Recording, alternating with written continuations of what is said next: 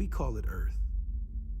But our planet is composed primarily of ocean that protects us, feeds us, and sustains all life.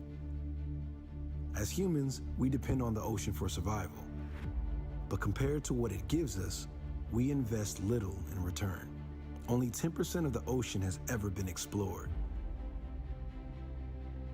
It is the beating heart of our blue planet. But to humanity, it remains largely unknown. Yet somehow, even in its immense vastness, the consequences of our actions are evident at its every depth. For years, experts have warned us, if there is no ocean, there is no life. Instead of listening, we have continued to make shallow and short-sighted decisions that further its decline without understanding truly what's at stake. We don't have time for out of sight, out of mind.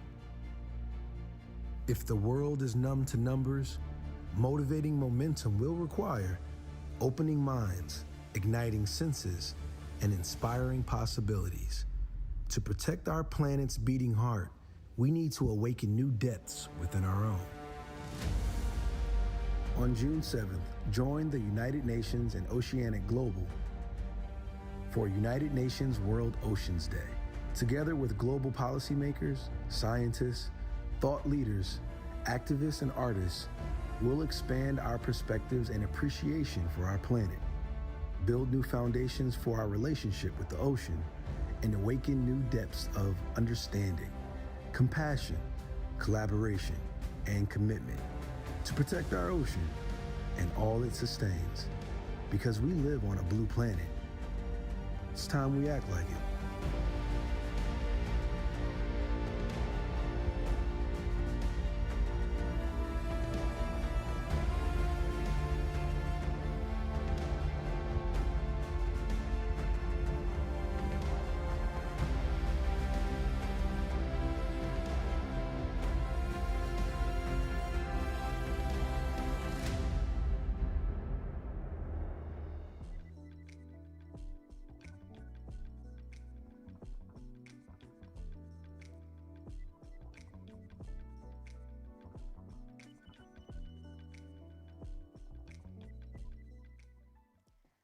Hello, everyone.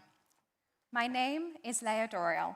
I am the founder and executive director of Oceanic Global, the proud partner of United Nations World Oceans Day since 2019. It is an honor to be joining the United Nations Office of Legal Affairs, Division of Ocean Affairs, and Law of the Sea, once again for this year's theme, Awaken New Depths, and to be here with you all today.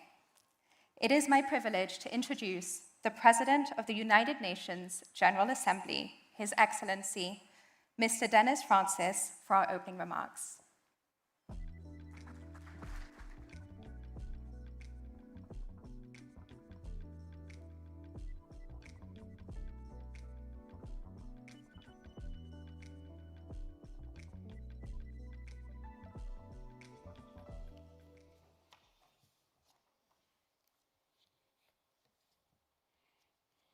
Good morning. Excellencies, ladies and gentlemen, it is a pleasure to join you in celebrating World Oceans Day, particularly under this year's apt theme of Awakening New Depths. Indeed, there is so much still to learn about the oceans, and importantly, to reverse the damage being caused by our precious lifeline resource. With our sights set on the 2025 Oceans Conference in Nice, the Ocean Action event underway in San Jose, Costa Rica, and the preparatory meeting in New York next month, we must urgently reflect on what we can do better to restore and sustainably manage the rich resources of oceans. Our answers also take on added importance as we look forward with anticipation to the Summit of the Future in September 2024, where world leaders are expected to forge a global consensus and action, among others, for conservation and sustainable use of our oceans and seas.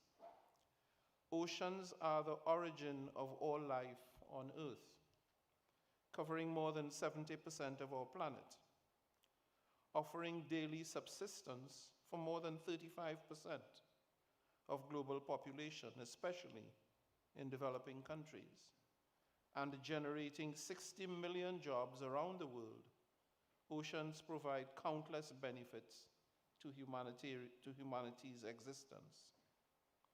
Moreover, oceans are our strongest allies against climate change, absorbing 25% of all carbon dioxide, making them the greatest carbon sink on the planet. At the same time, oceans suffer due to the climate crisis and myriad types of pollution generated by socially irresponsible human activity. The consequences of our bad choices have been dire, seen in increasingly rising sea levels, proliferating extreme weather events, and maritime heat waves that have led to coral reef degradation, ocean acidification, and other imbalances, also compounded by illegal, unreported, and underregulated fishing and extractive activities on the seabed. It is our joint responsibility to course correct and recommit to sustainably manage the ocean's precious resources so as to ensure their availability intergenerationally. On this front, some progress has been made. Now that the agreement on the conservation and sustainable use of marine biological diversity of areas beyond national jurisdiction has been agreed, the General Assembly has established a preparatory commission to bring about its entry into force. Further, I am encouraged that negotiations on a legally binding treaty on plastic pollution are proceeding well, a treaty of critical importance if we are to achieve success in significantly improving the health and sustainability of our oceans. Excellencies, in these pursuits, we would do well to follow the lead of small island developing states, which are at the vanguard of ocean conservation efforts and advocacy worldwide. Their strength was admirably on display when 9 SIDS, led by Vanuatu, won a successful ruling from the International Tribunal of the Law of the Sea that carbon emissions can be considered a sea pollutant.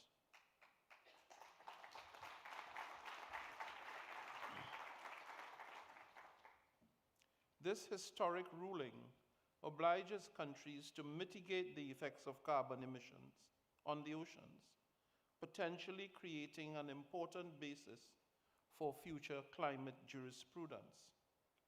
But this is not simply a win for SIDS alone.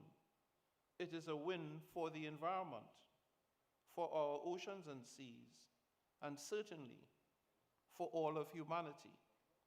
Its practical weight was recently reflected at the 4th International Conference on SIDS, which I had the privilege of attending, and where world leaders adopted the Antigua and Barbuda agenda for SIDS, addressing various aspects of ocean health, from conservation and sustainable use of marine resources to biodiversity loss and plastic pollution. Building on this success, at my initiative, the General Assembly has also taken decisive action to build momentum for urgent targeted redress, notably through its decision to convene a high-level plenary meeting on the threats posed by sea level rise on September 25th, 2024.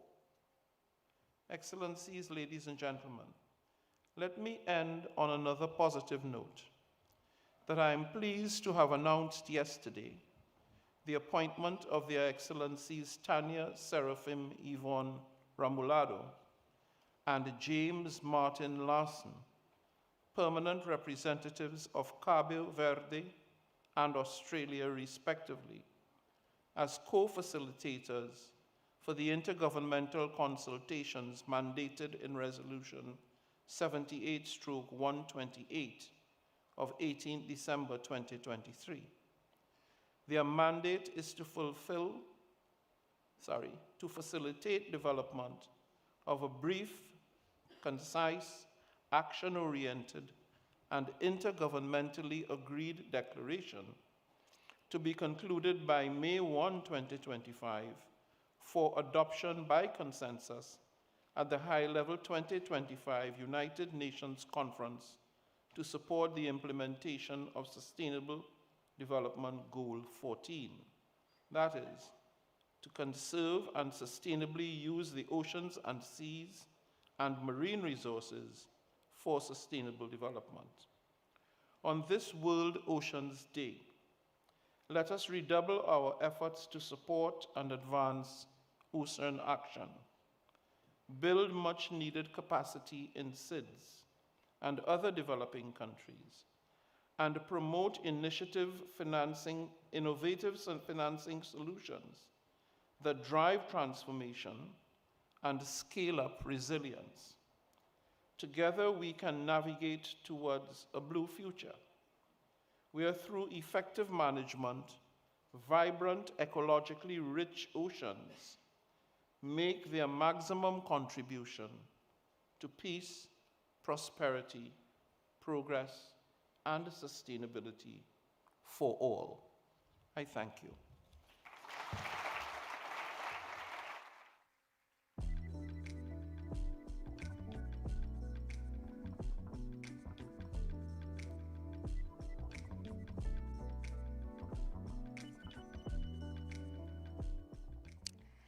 Thank you, Your Excellency, for underscoring the ocean's vital importance, particularly for small island developing states, and for setting the scene to this year's programming. As we are all together celebrating World Oceans Day, states are meeting in Costa Rica for a high-level event on ocean action in the lead-up to the 2025 United Nations Ocean Conference in Nice, France.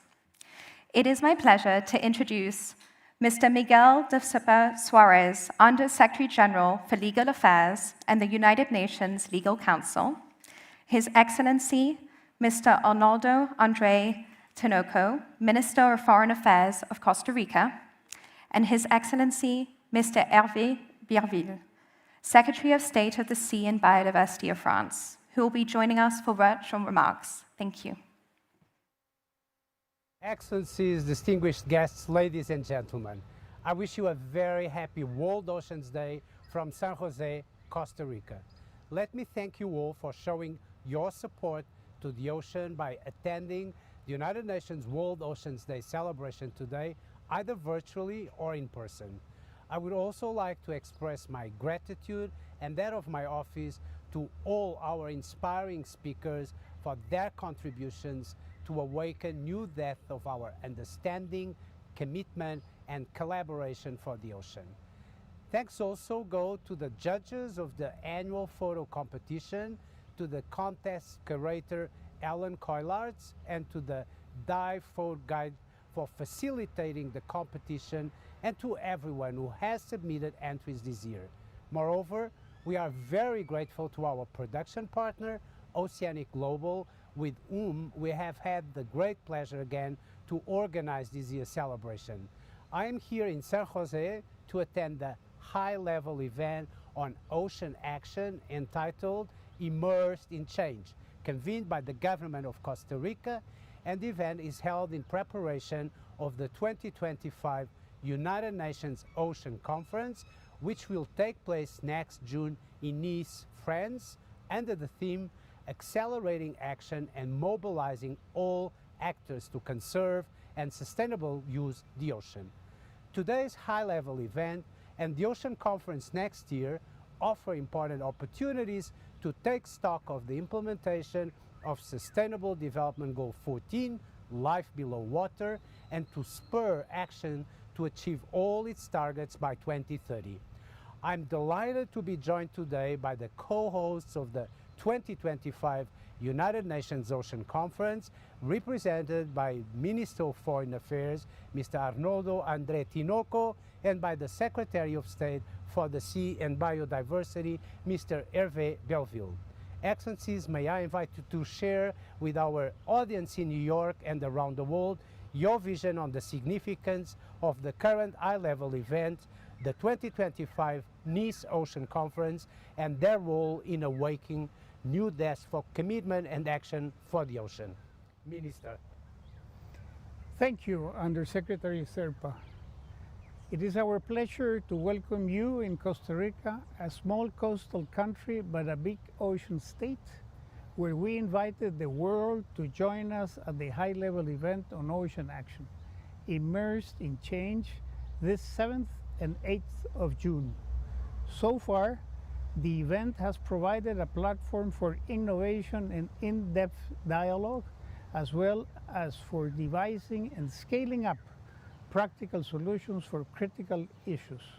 These include the blue sustainable economy, plastic pollution, sustainable fisheries, and the implementation of global agreements, all integral to our call of peace for the ocean.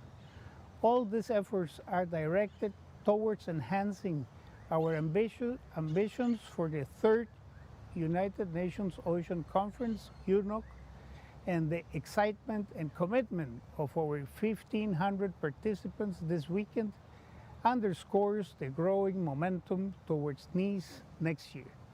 Our objectives for the UNOC are clear: to accelerate action by engaging all stakeholders and to leverage scientific, technical, financial, and innovative solutions for SDG 14 in order to protect and conserve the ocean and its invaluable marine ecosystems for future generations.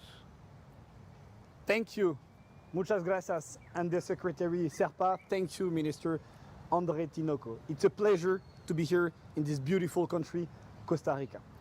The ocean faces a triple crisis: climate change, biodiversity loss, and pollution. Yet it sustains over 3 billion people worldwide, our planet's lifeblood. As the world's 2nd largest maritime territories, spanning the Pacific, Atlantic, and the Indian Ocean, France must and will unite with all nations to protect our ocean and meet this century's defining challenge. Indeed, we are honored to be co-hosting UNOC 3 with Costa Rica in June 2025 to set new milestone for the protection of marine ecosystem and strengthen ocean governance. This conference aims to accelerate all ocean-related United Nations and multilateral processes. First, the swift ratification of the BBNG agreement. Second, progress on the 30 by 30 biodiversity goal. Third, extending our coalition for the precautionary principle on deep sea mining. And fourth, celebrating the forthcoming treaty to end plastic pollution and reduce plastic production. Believing that effective change demands science-based public policies, we will organize a scientific congress alongside the conference. Recognizing that coastal population, especially indigenous people, are the first to suffer climate change, we will convene a special summit on regions and cities affected by rising sea level. Committed to inclusive ocean governance, we will host a forum on the blue economy and finance in Monaco. Dear friends, I look forward to meeting you all in Nice in June 2025 for this Summit of Ocean Action, so that we can collectively work toward a healthier ocean. Thank you very much for those inspiring words, which highlight that today's high-level event and the Ocean Conference, similar to World Oceans Day, are not mere occasions, but calls to action. And the United Nations looks forward to working with you in making the 2025 Ocean Conference a meaningful milestone for the ocean and all who depend on it. One thing is clear: We cannot do this alone. We will need the support from everyone attending today's United Nations World Ocean Day celebration and from all those working on ocean issues around the world. As the previous United Nations Ocean Conference concluded, the ocean is our future, our responsibility. Let us come together to live up to that responsibility and reawaken our commitment to the ocean. Thank you.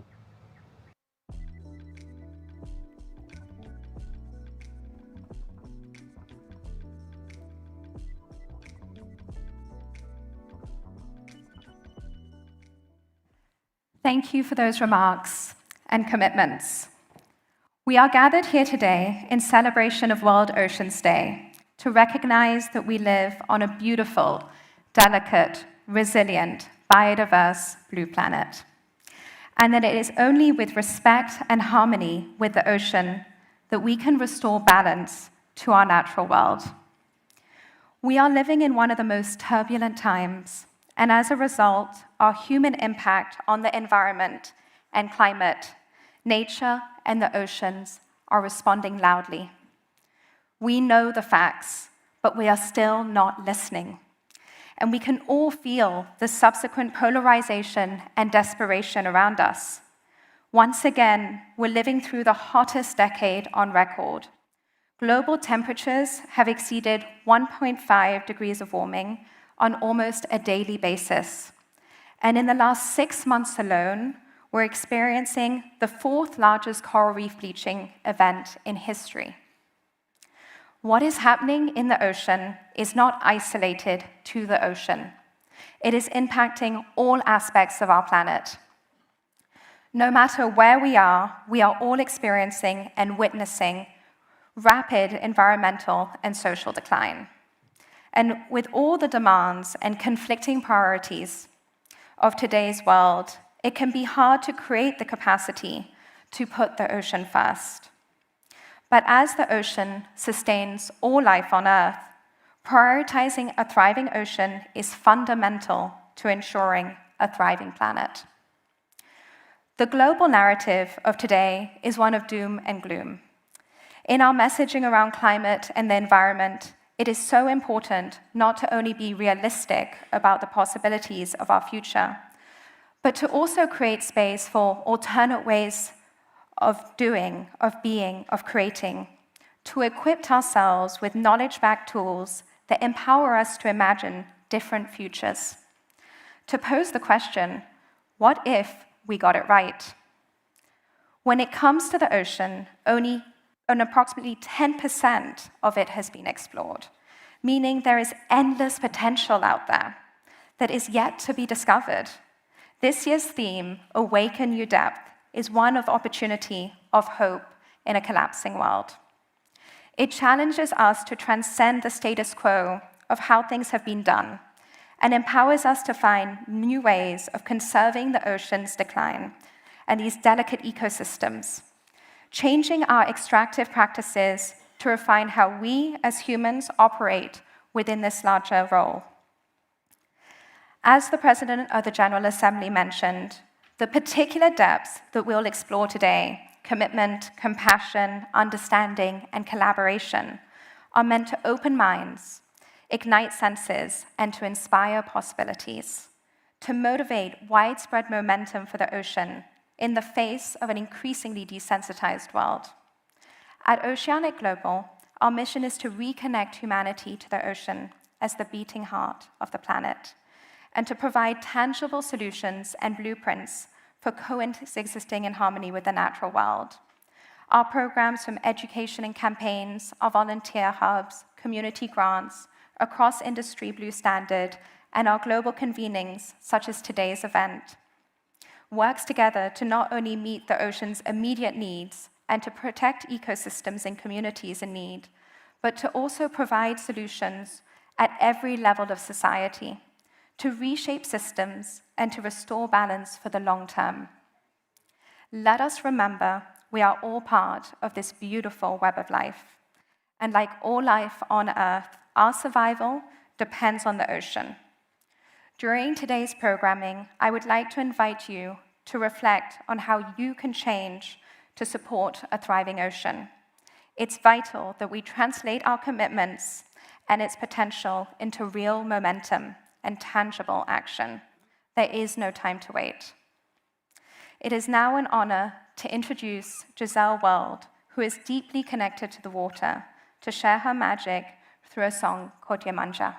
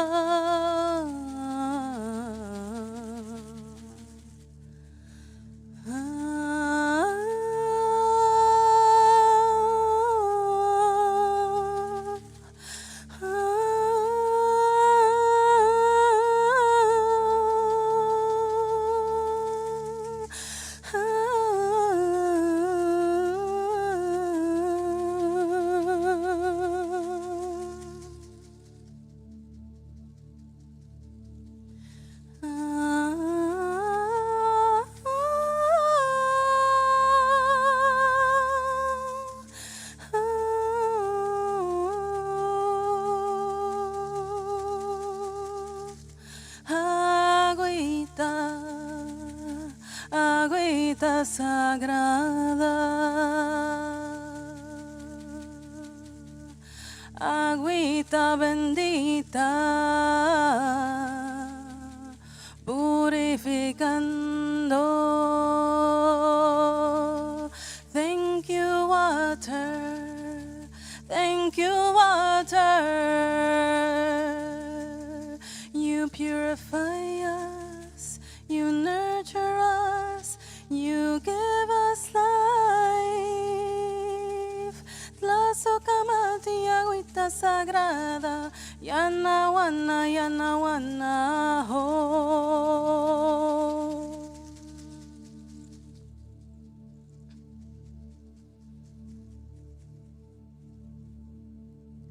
Yo soy la hija del agua de mi mamá Yemanja.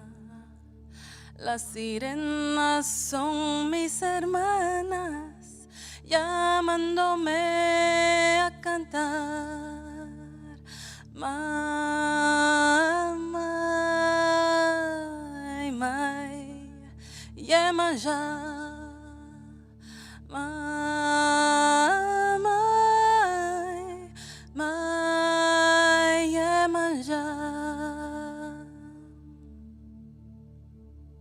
Yeah, manja, yeah, manja, yeah, manja. Yeah,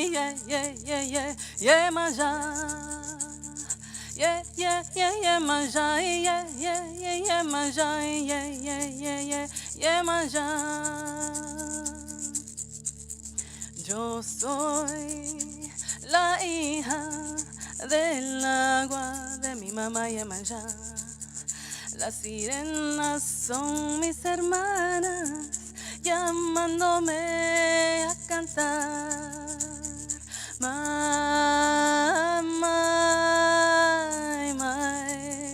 Yemanja.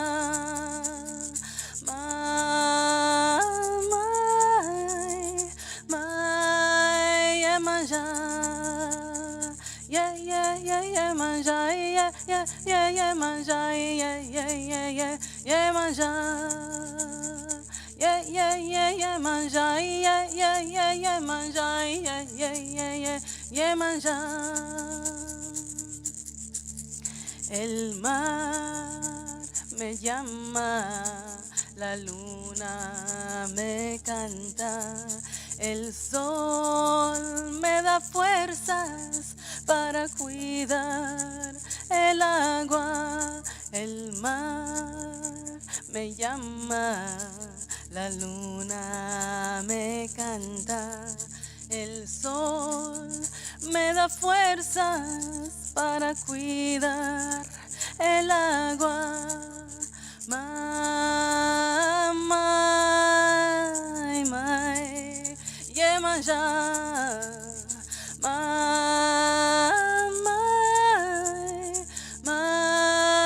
Yemanjá.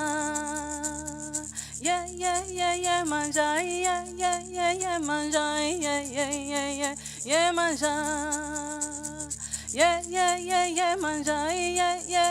Yemanjá, Yemanjá, Yemanjá.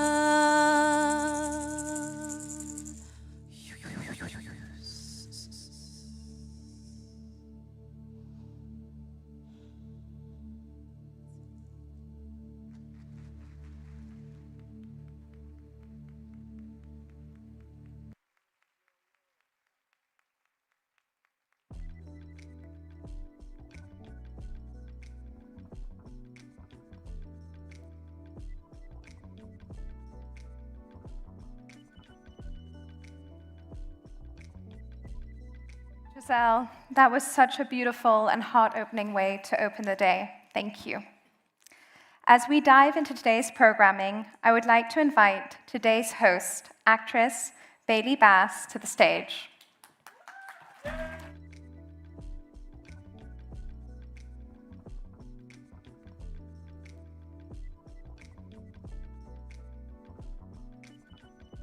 My mic's not on. Oh, now it's, no. Is my mic work? Okay. Hello, everyone. Hi. I am so excited to be here with you all. I will be hosting this incredible event. I am an actress known for my role as Sereia in Avatar: The Way of Water. Sereia was the water princess on Pandora, the planet in Avatar. By participating in the film, I gained a love and respect for our planet. I was educated on the vast biodiversity and pure magic the oceans provide. Since filming Avatar, I have been an environmental advocate.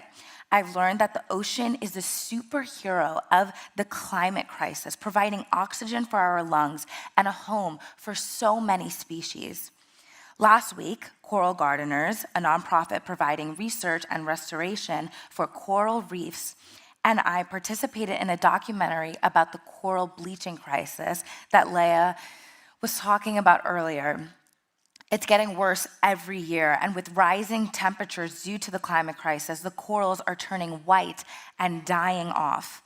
The most biodiverse ecosystem, our coral reefs, are dying. As a young person, I feel that it is my responsibility to fight for a better tomorrow for generations to come. With my platform, I am inspired to empower voices to join the cause of caring for our planet.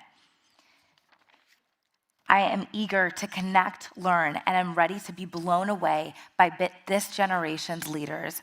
And I am so excited to hear from all of our speakers and to host this event with you all. Thank you so much.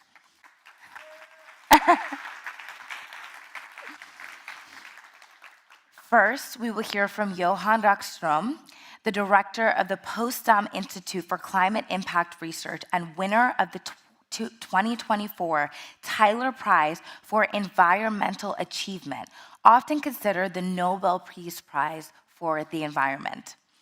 Professor Rockström is recognized for his leadership in developing the planetary boundaries framework and his work in sustainability science. He will join us virtually to shine a scientific light on the critical role the oceans play in keeping us within planetary boundaries. Following Professor Rockström, we will be joined we will be joined on stage by Naho Koisi, professor at the University of Tokyo, director of the Center of Global Commons, and former CEO and chairperson for the Global Environment Facility, or GEF, which is a multilateral environmental fund that distributes over $1 billion a year on average to biodiversity projects and other environmental initiatives worldwide. Professor Ishii will continue where Professor Rockström left off and discuss the systemic changes needed in our social and economic structures to keep us from pushing the ocean and the planet beyond its limits. Let's hear from them.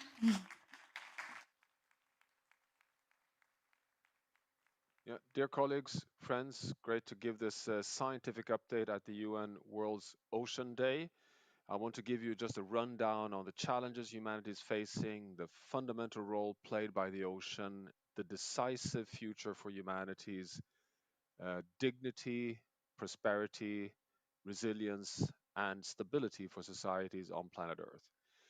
We know today that we are deep into the Anthropocene.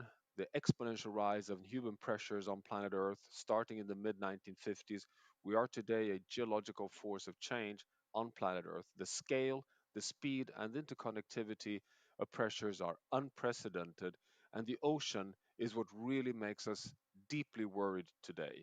You've probably seen this data, the off the charts observations. Just look at the red line, which is after 40 years of gradually increasing temperatures in the ocean, we suddenly see an off the chart several sigma event outside of the variability that has been experienced over this 50-year period of gradual but significant warming. And we cannot fully explain why is the ocean now so dramatically deviating away from the temperature rise we've seen over the past decades. And then look at the black line further to the left, how in 2024 it just continues rising. These are, in the colored lines here, the most recent warmest years. These are amplified El Nino years, but it is not enough to explain what is happening. We are worried that this may be first signs of an Earth system starting to lose its resilience. We know the impacts. The impacts are devastating across many of the marine ecosystems across the world. We have the fourth global bleaching event, 1998, 2010, 2016, which was before 2023, the warmest year on record. And the fourth global bleaching is what we're experiencing right now. Planet Earth's richest marine ecosystem, the Great Barrier Reef, has actually the fifth mass coral bleaching event over the last 8 years, with up to 50% of the entire system being so hard hit by frequent and amplified bleaching events that we are probably at a point of no return, meaning a tipping point for that system.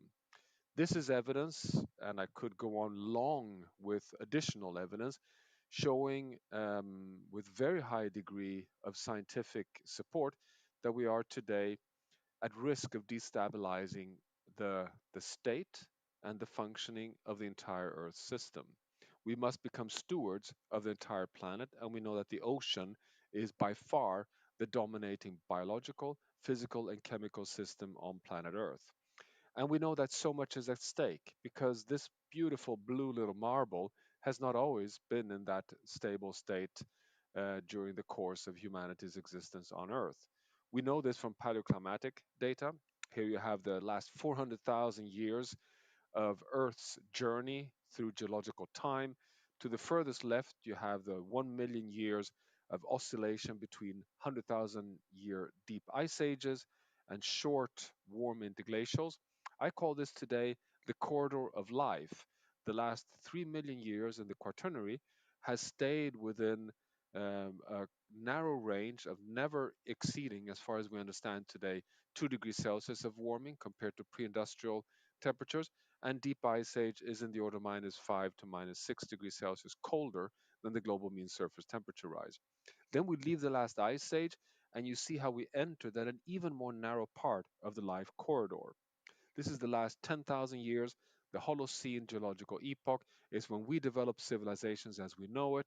And this part of the corridor of life is 14 degrees Celsius plus minus zero point 0.5, 0.5, which just shows that we are already today well outside of the warmest temperature on Earth since we left the last ice age. And the take home message here is not only that planet Earth has provided us with this extremely stable conditions for ocean stability, um, freshwater stability, all the cycles of carbon, nitrogen, phosphorus, biodiversity, ice sheets. We also know it's the resilience in the system, the biology, chemistry, and physics that has helped us to keep the planet in this stable interglacial equilibrium state. And here is the evidence. To the left, you have the global carbon budgets data on the global carbon cycle, and to the right is heat in the ocean. And what you see here on the left hand side is from 1850 until today, the hockey stick of rising carbon emissions. Gray is fossil fuel burning, orange is land use change. Is it all of this, the area under that curve, that has caused the warming on planet Earth so far? The answer is no, because in dark green you have the uptake of carbon in the ocean, in light green you have the uptake of carbon in intact nature on land, and it's the blue residual you see on the graph here, which is the carbon dioxide that has remained in the atmosphere, causing the climate crisis we're so deep in today.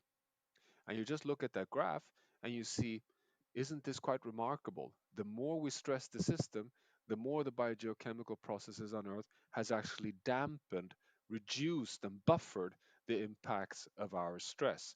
And this is correct. A healthy planet with a healthy ocean and healthy ecosystems on land has so far biogeochemically provided this remarkable subsidy to the global economy by absorbing over 50% each year of the carbon dioxide from our fossil fuel burning, the biggest subsidy to the global economy. To the right hand side, an equally remarkable, if not even more remarkable, biogeophysical dampening capacity, which is the 90% of heat absorbed in the ocean. So it may not be so surprising that the ocean is starting to misbehave after this century plus of uptake of heat by dampening the anthropogenic forcing on planet Earth. There is reason to be concerned because all of this leads to risks of crossing tipping points. We've mapped the 16 tipping point systems that contribute to regulate the climate system.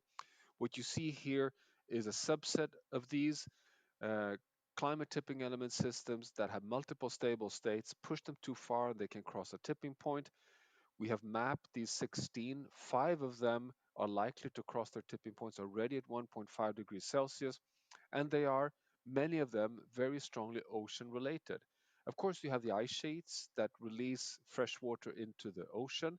You have the Atlantic conveyor belt system with the AMOC, the Atlantic Meridional Overturning Circulation System, which is connecting some of these tipping element systems. And that's what you see here on this map, how the Arctic region's tipping element systems are connected to the AMOC, which in turn is connected to the Amazon basin by releasing fresh water from ice melt, slowing down the AMOC, potentially pushing the monsoon further south, impacting on forest dieback due to higher frequency of droughts over the Amazon, but also locking in more warm, saline surface water in the Southern Ocean, which can explain the rapid melt, the more rapid than expected melt of the West Antarctic ice sheet. So here we have ocean conveyor belt systems connecting different tipping element systems, both in the biosphere and in the cryosphere. The ocean as a connector and as a regulator of the entire planet. This is why we need the planetary boundaries framework. And this has been developed over the past 15 years, science identifying the 9 uh, processes and systems that contribute to regulate the state and the functioning of the Earth system, quantifying a safe operating space to be able to keep the planet as close as possible to a Holocene like interglacial equilibrium state, And the latest assessment, which you see on the screen here from 2023, shows that 6 of the 9 planetary boundaries are outside of their safe space. And this is really worrying. We are deep in the climate crisis, and we are also undermining the resilience in the living biosphere and in the functioning and the ability of the Earth system to buffer the stress caused by climate change. What you see here is that the ocean, in our assessment, is still on the right side of the fence. But the worry is, which is where I started, we're starting to see early warning signs from an ocean that one can put question marks with regards to its capacity to continue taking all the pressures from all our overfishing, eutrophication, chemical loading, plastics, heat, carbon dioxide, with the ocean acidification that it causes. All of this together creates a very worrying sign of our need for action. And Naoko Ishii, who will be coming after me here, will be laying out, I'm sure, much more of the policy and governance challenges and directions ahead that are now needed for us to transform very rapidly back into being stewards of these global commons, where the ocean is, in my mind, the most important one for our future as humanity on planet Earth. So, with that, good luck with the deliberations today. Thank you very much.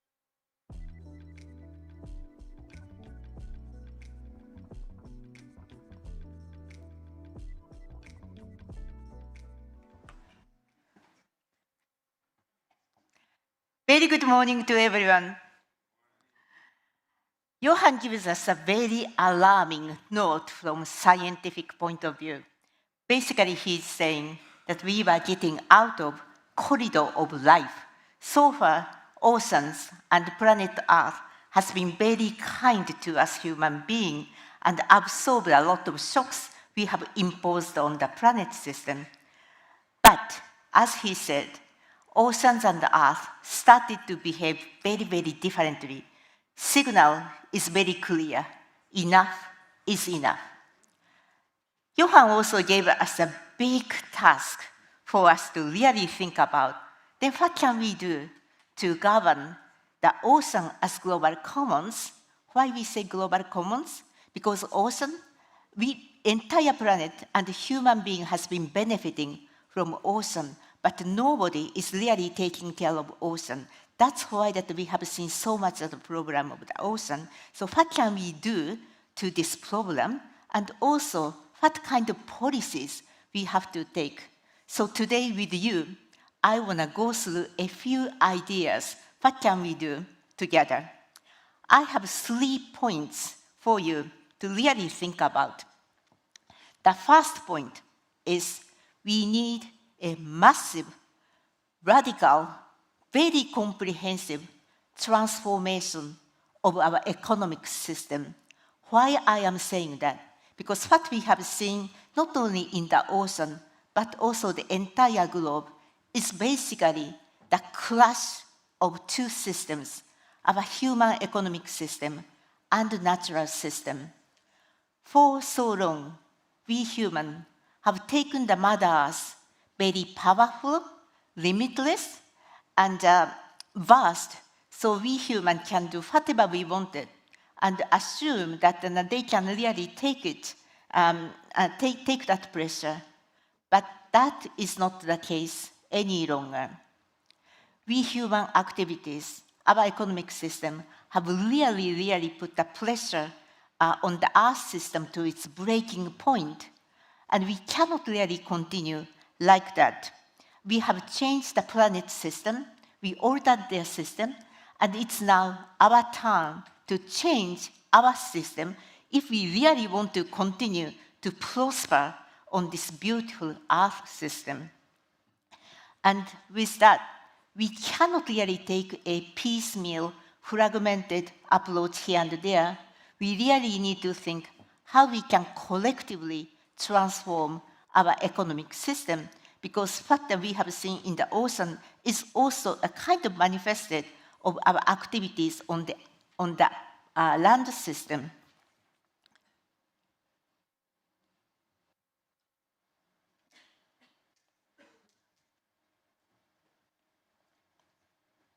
here we go. This chart, we call it 4x4 matrix for system transformation. What are the key economic systems we need to transform?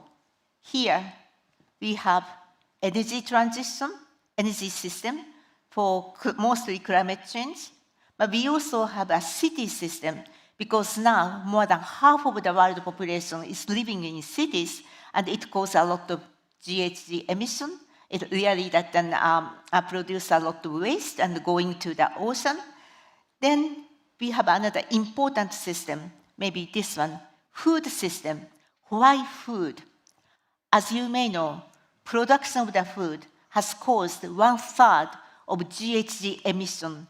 It used 70% of fresh water, and it is a major reason why we are losing biodiversity so fast.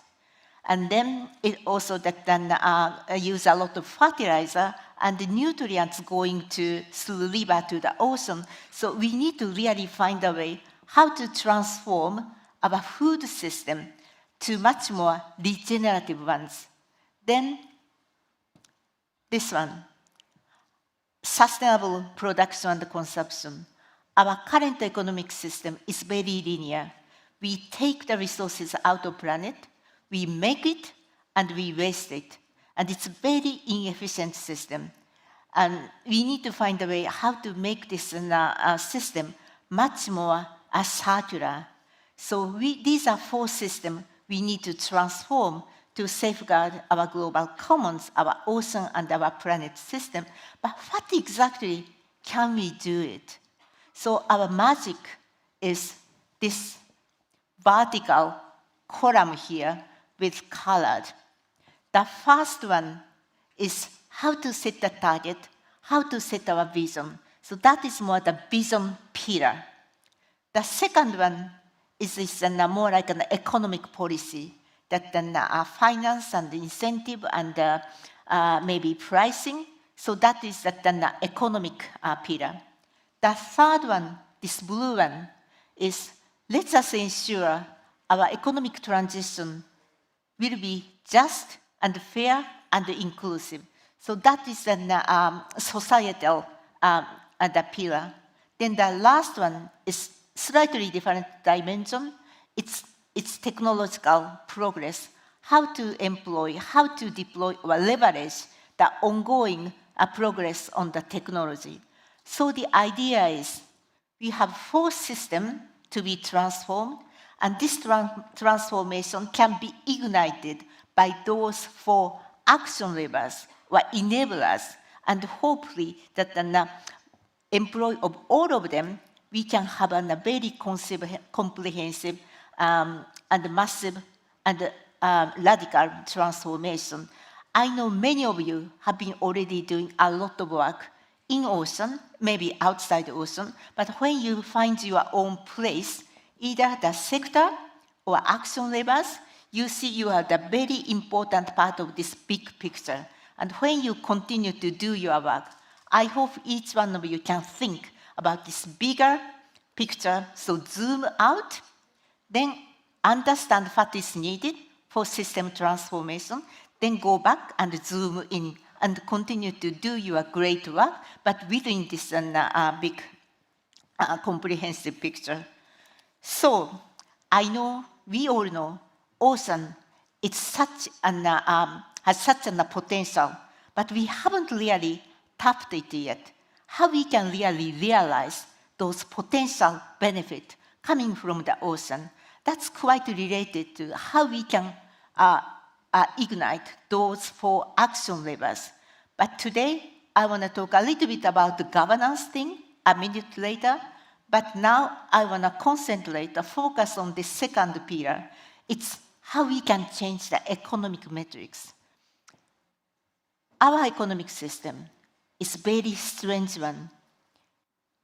That system doesn't really value our living nature. Let's think about standing forest. It has an enormous value to our living life-supporting system. But you don't see that living forest, standing forest is a big economic value unless the trees are chopped off and bring to the market. Then you see the economic value of the forest. Swimming fish, they don't maybe not have a big economic value. And unless and until they are caught and brought to the market, then you see that an economic value on it. Something is very strange, this economic system. Even if they are the important, very integral part of our life support system, but somehow our current economic system doesn't really account for this important part of the system. So one challenge for all of us is how we can change the economic system to find a way to value to the fullest account for this living nature so that our day-to-day action, the investment, consumption, whatever we take that in a day-to-day action can incorporate this value of living nature.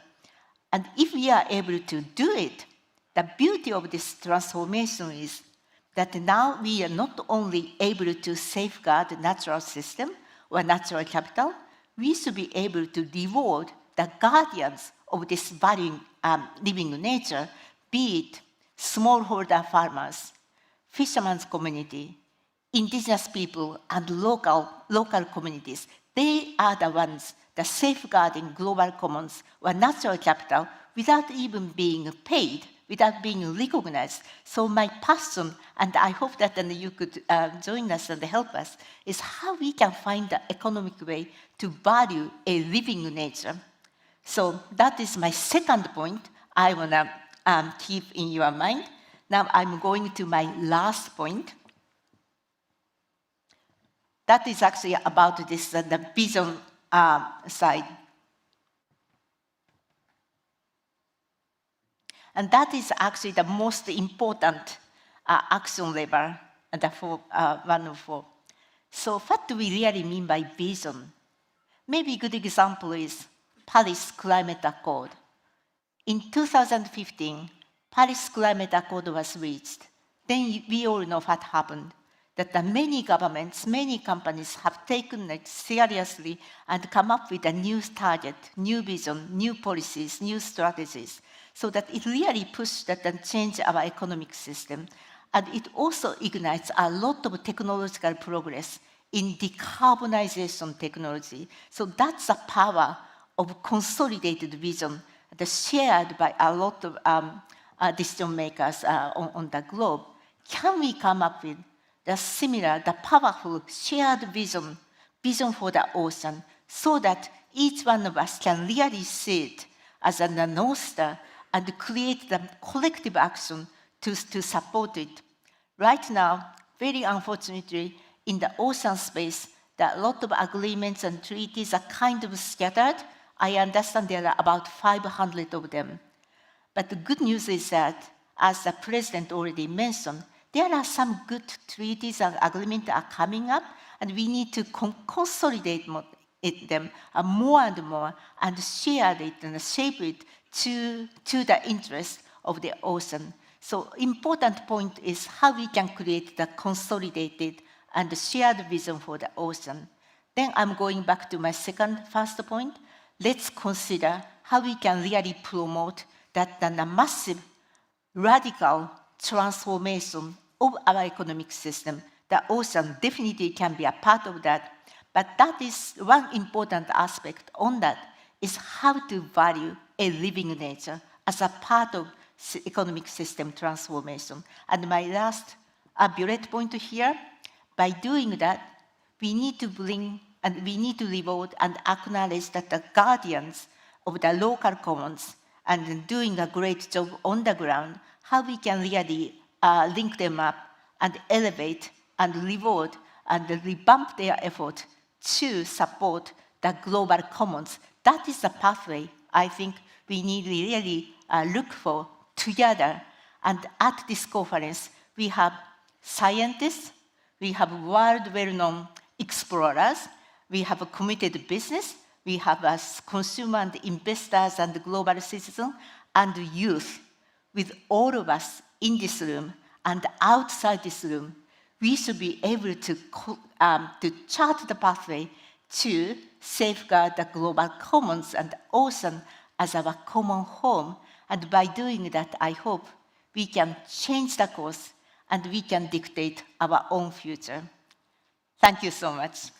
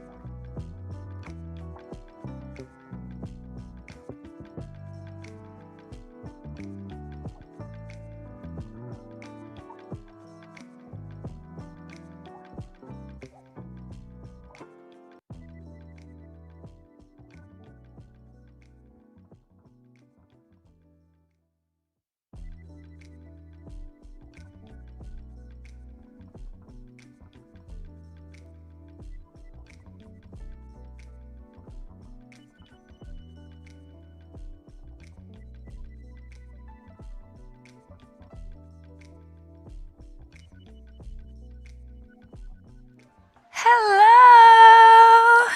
That was a brief that was a brief intermission.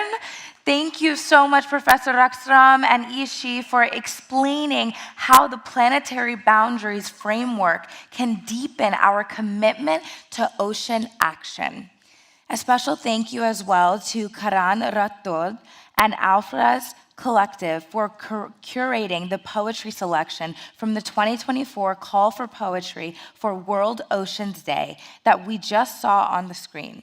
What a perfect way to set the stage as we move into the depths of understanding portion of today's program, surrounding the notion that deep understanding transcends intellectual understanding to also encompass sensory and spiritual understanding, and exploring the importance of diversifying the important information we receive, the sources we receive it from, and how we perceive it. That was a mouthful, but I hope we all got that part.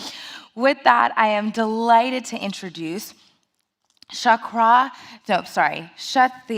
Chakraborty, a globally recognized risk and behavioral scientist and expert on global risks ranging from climate change to COVID-19.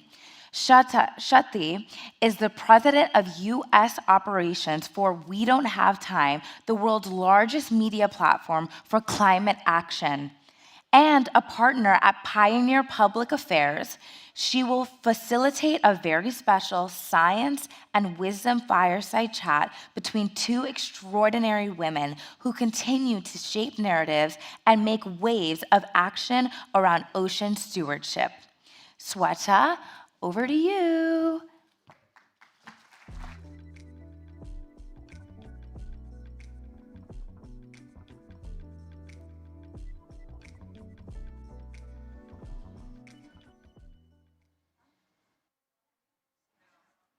Microphone, there it is, okay.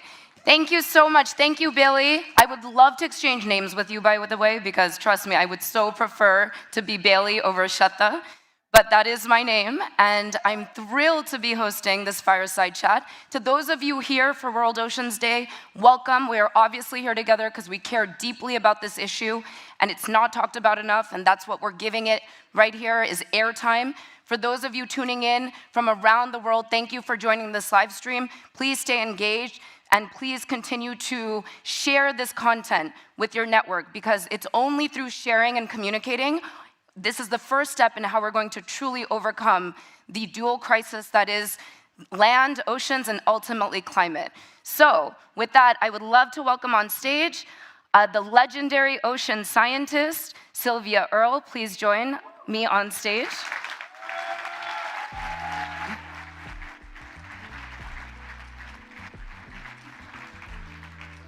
And also, please join.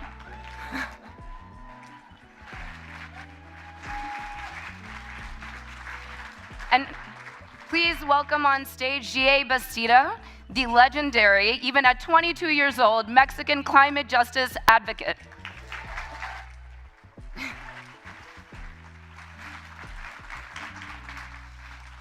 So, before we kick this conversation off, I would just like to say, as a climate behavioral scientist, the biggest challenge that I see we're facing with the discussion around oceans is a lack of awareness. There's a massive gap between perceptions of risks associated with the ocean temperature rise, with sea level rise, with marine ecosystems depletion, and we have to close that gap between perception and reality. My colleagues at the Global Commons Alliance, Naoko and Johan, really laid out prior to this panel what the data is, what the science is. So there's a perception gap. And how do we use communications and advocates and expertise to really close that gap in a way that inspires behavioral change and policy implementation to support behavioral change, to support technologies, to support campaigns, to support good ideas. So there's no two people better to talk about what they are working on, to inspire those that are here, those that are tuning in, to really get the messaging out and to get everyone excited, engaged, and involved. Let me start with this. I'd love to talk about why there is this gap, why there is a lack of discussion on oceans at the global policy level. Sylvia, you have spent your career in this. Let's please set the stage as to why that's the case.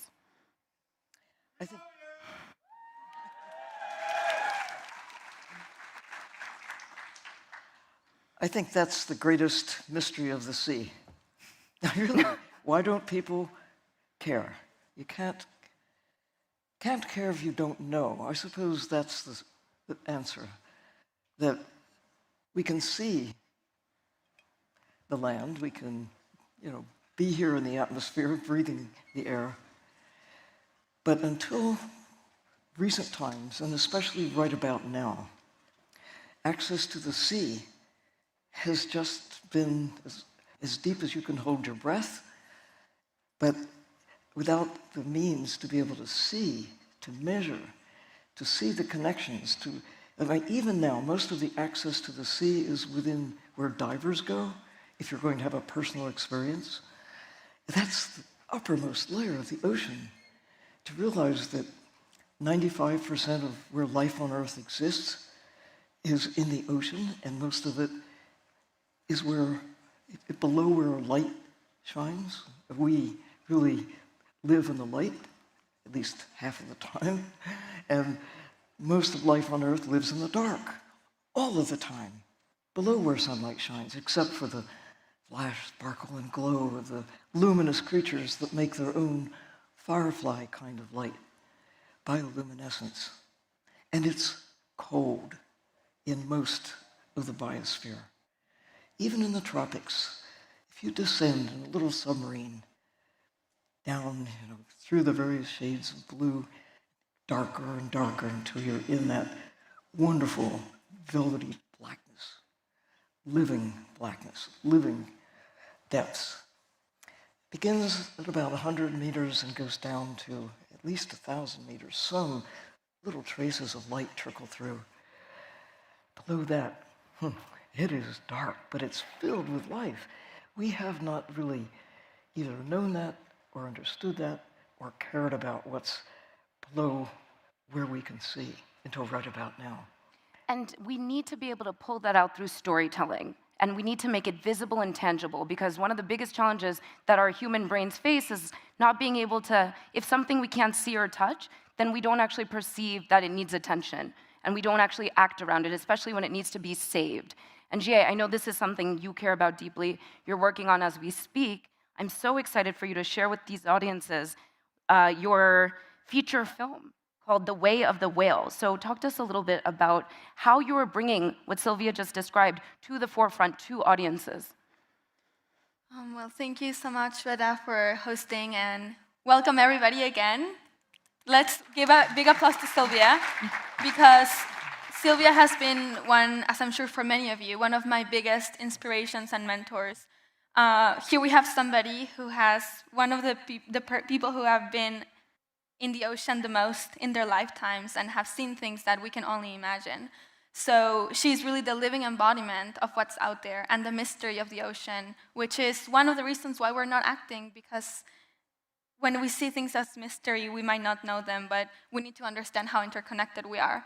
And that is how the documentary, the film that I'm working on, kind of started. The director approached me. You know, you get emails and then you ignore some, you respond to others. And this was an email that I was ignoring because I was thinking, I am not the right person to talk about the ocean. I'm not the right person to talk about the gray whale, because that is not where I'm from. I'm from the middle of Mexico, 2,300 meters above sea level, where it's freezing in the mornings. And he told me, you know, this is a story that I think will change the way that you see the world. And then the environment minister of Mexico, Julia Carabias, former environment minister of Mexico, emailed me too and said, you have to do this, because this is a fight that we fought so long for, which was the fight to create the largest protected area in all of Latin America, to save that area from salt mining, but also ecosystems as a whole.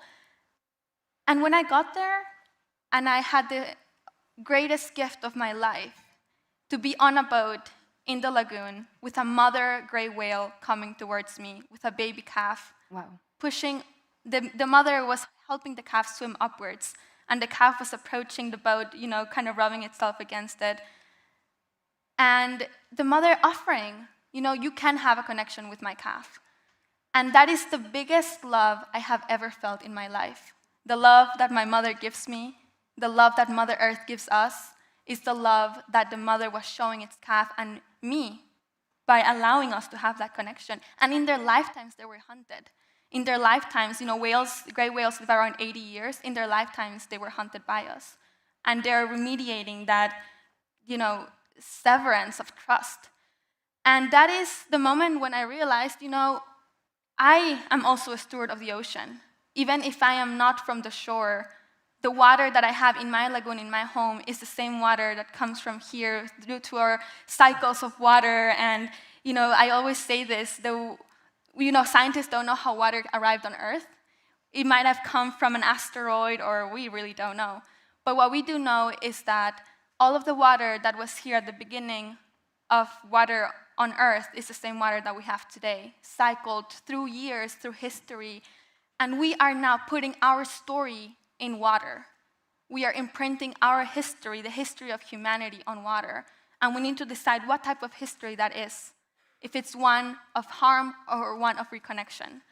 And I think Sylvia has shown us that it can be one of beauty, it can be one of mystery and adventure.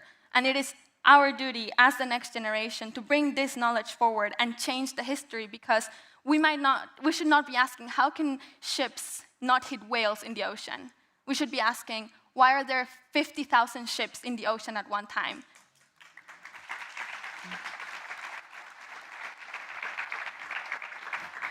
So I last saw Jie at the Economist Summit in London, and she started by saying that they had asked her to inspire, and an audience full of suits. There were tears, there was, you know, everything that you're experiencing right now. So well done. Thank you for inspiring in person and through this film. It's going to be something we really look forward to seeing come out. So looking forward to that very much.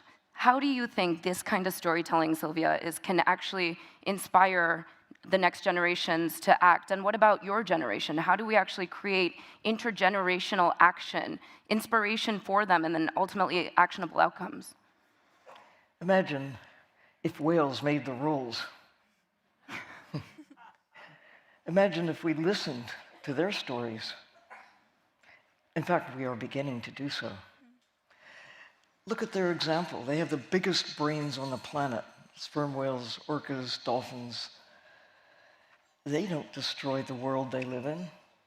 We think we're so smart. But look what we're doing to the planet. I am motivated in measure because of what I have witnessed, the changes that are geological inconsequences in the span of my lifetime. And here we are, early in the 21st century, with the best chance we will ever have to change the trajectory, to have the future we really not only want, but that we need, if there is to be a future for us, for whales, for life on Earth as we know it. Microbes will probably get by no matter what. But Barbara Tuchman, a historian, in a book that she wrote called Guns of August, noted that history will not forgive those who are right, but who fail to persuade. We now know what to do. We know what's right. We know what we're putting into the ocean.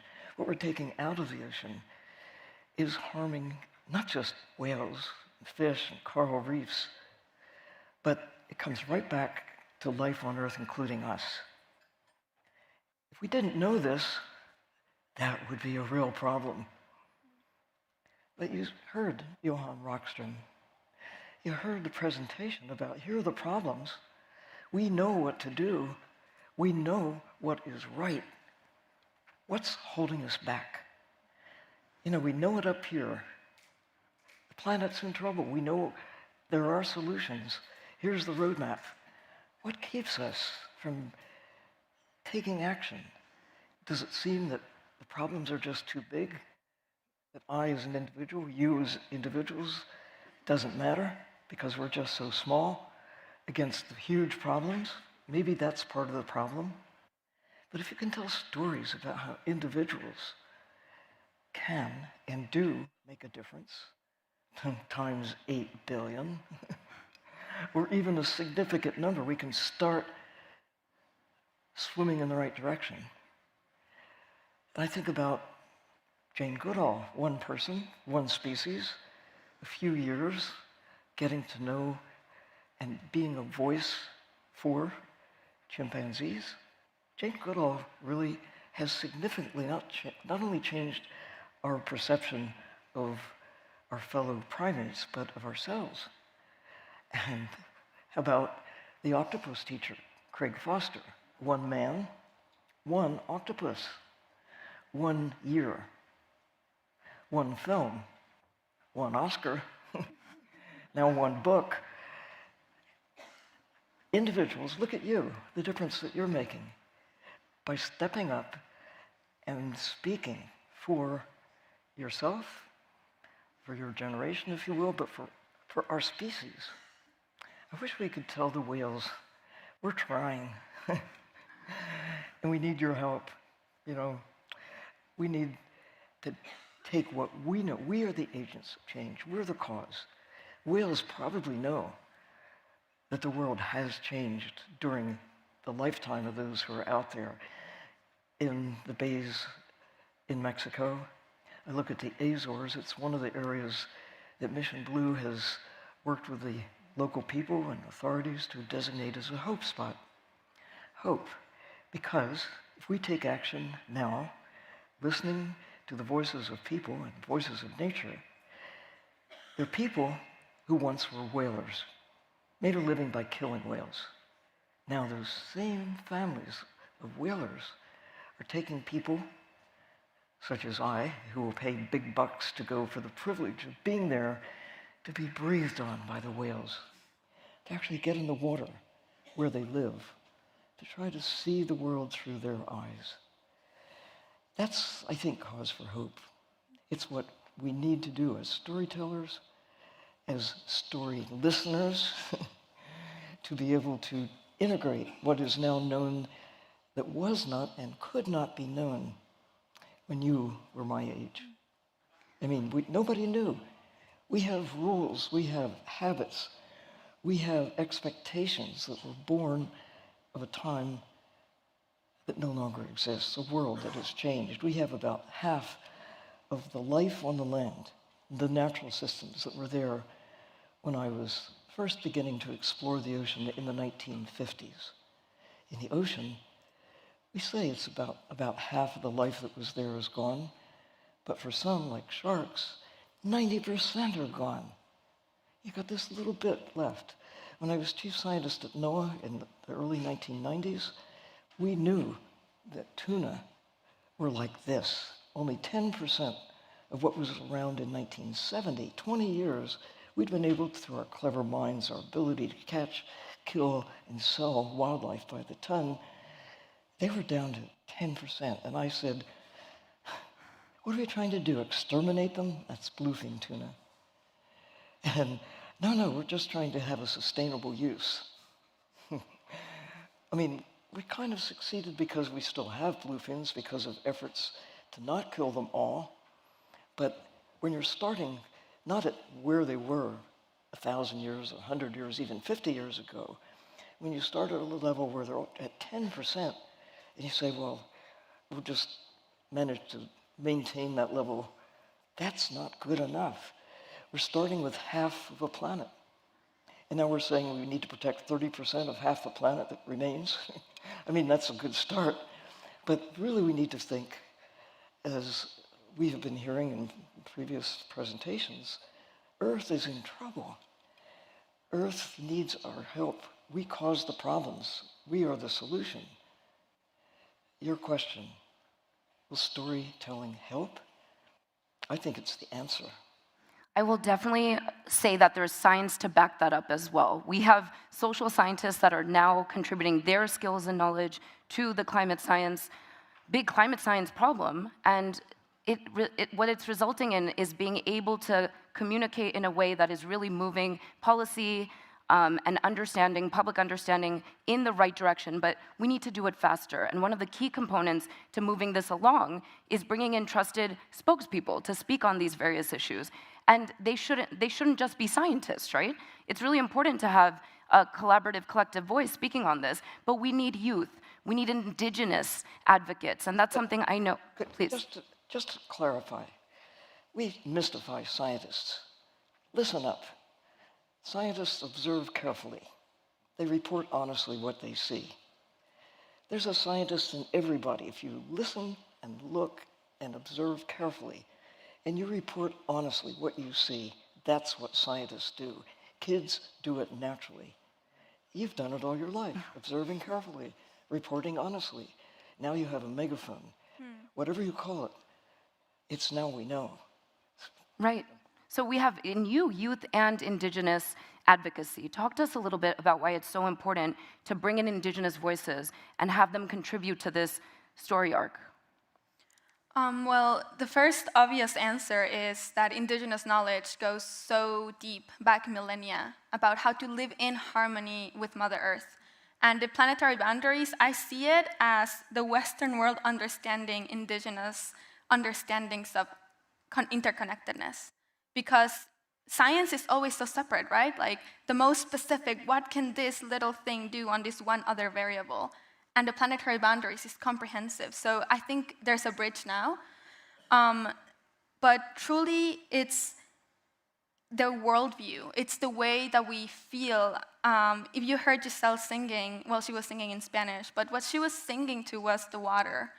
She wasn't singing just to the ocean or just to the rain or just to the water in the mountains. She was singing to all of water because of the understanding that it's all interconnected, and she was singing to the moon.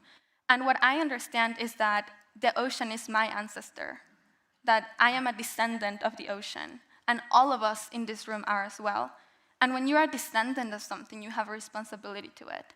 And we have this saying in indigenous communities that we do not inherit the land from our ancestors, we borrow it from our children.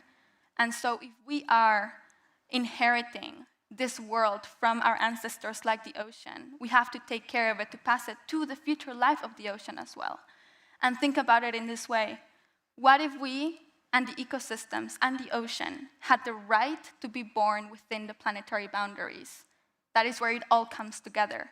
The science, the legal systems, the communication, and stability on the planet, because that is why we need holistic solutions. And it has been drilled into our brains that we have to be experts in a single thing. And there has to be, this like, in every field, like in medical fields, in all of them, there's so many. We have been encouraged to be the only people who know, instead of being the collective who can act together. And I think that is the essence of our storytelling, has to be, how do we do this together? Here, we're not just two people talking to an empty room. We're all sitting in a big circle, in half of a circle, thinking, putting our brains together about how can we really make sure that we step out of the craziness of the daily life and assess who are we on this planet and what is our responsibility to make this world thrive, not survive. And something that Sylvia made me realize is that humans are super creative, but we have used our creativity to destroy. We have used our creativity to put value on things that are dead. Like nature dead is more valuable than nature alive. That is what Naoko was talking about as well. So how can we get our creativity again and say, actually, the value should be on life. The value should be on ancestral knowledge. The value should be on building new systems, paths forward. So I hope that just gives everybody my perspective of the world, which is we're all just a big web of interconnected beings that have to be here to make the world livable for who comes after us. Awesome. When we sorry, I know I'm going on, but it's fascinating to me that we have gone into the wrong direction, because I was told that we are here to protect Mother Earth, and that is our stewardship. Final word, Sylvia? We are so close to the biggest, most wonderful era of advancing who we are, understanding the potential, realizing with the technology coupled with the ancient wisdom of respecting where we interact with nature. Taking that knowledge with the technology that enables us to go high in the sky, deep in the sea, to communicate across the globe. That was not possible when I was a child. It is happening now. But we still have things that we have to face up to. Our economic system is broken. How can a live whale be worth less than a dead whale? A live tree worth less than one that is turned into board feet of lumber? How can we put an emphasis on taking on an extravagant level wildlife out of the ocean, de-wilding the ocean, while we look at the land and are trying to put back rewilding? We understand illegal, unreported, and unregulated fishing in the ocean, but in the high seas, in the deep sea, looking at legal, subsidized extraction of wildlife by the ton to satisfy what? The marketplace for seafood, sea life, for products based on oil from fish, oil from krill in Antarctica, from squid. We have to rethink, open our eyes, and with every bite you take, think about, where did it come from? Whether it's a piece of lettuce or something that had been alive in the deep sea. And then ask yourself, what can you do? Now think how many bites that are not taken that could make a difference. It's up to individuals as well as these lofty policies, these economic models. We, you, all of us, once you know what to do and have that power, the superpower of knowing, we still need the laws. We still need the guidelines for behavior. But if everybody's doing the right thing, maybe we don't even need I love this final charge. So everybody look at your behaviors and do the right thing. Listen to Sylvia. Thank you. Please join me in thanking these incredible legends, living legends, on all the work they've done and will continue to do on oceans. Thank you.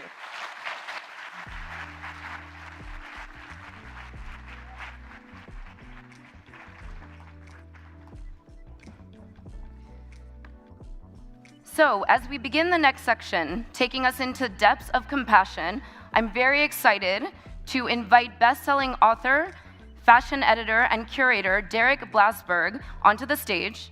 He is currently YouTube's head of fashion and beauty and director of public figures, and a senior staffer at the Gagosian, please correct that for me when you get on stage, gallery. Through this series of short format spotlights, Derek will help us uncover diverse ways in which ocean thought leaders bring compassion, empathy, and ingenuity to challenges facing our ocean. Thank you. Please join me in welcoming Derek.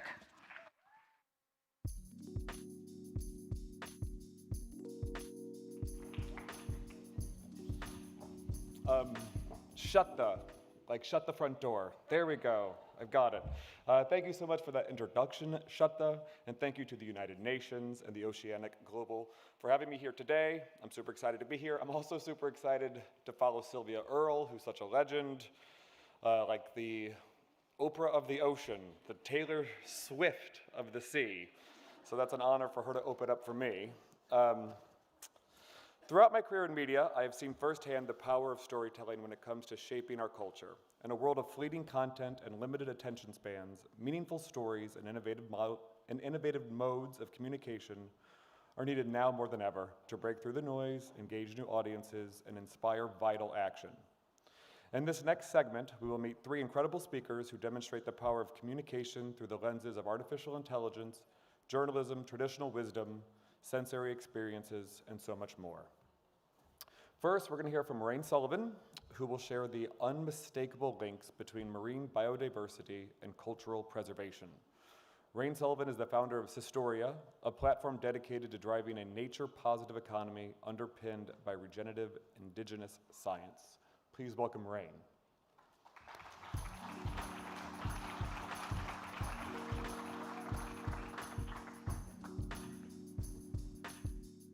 Good morning. Is my mic on? Perfect.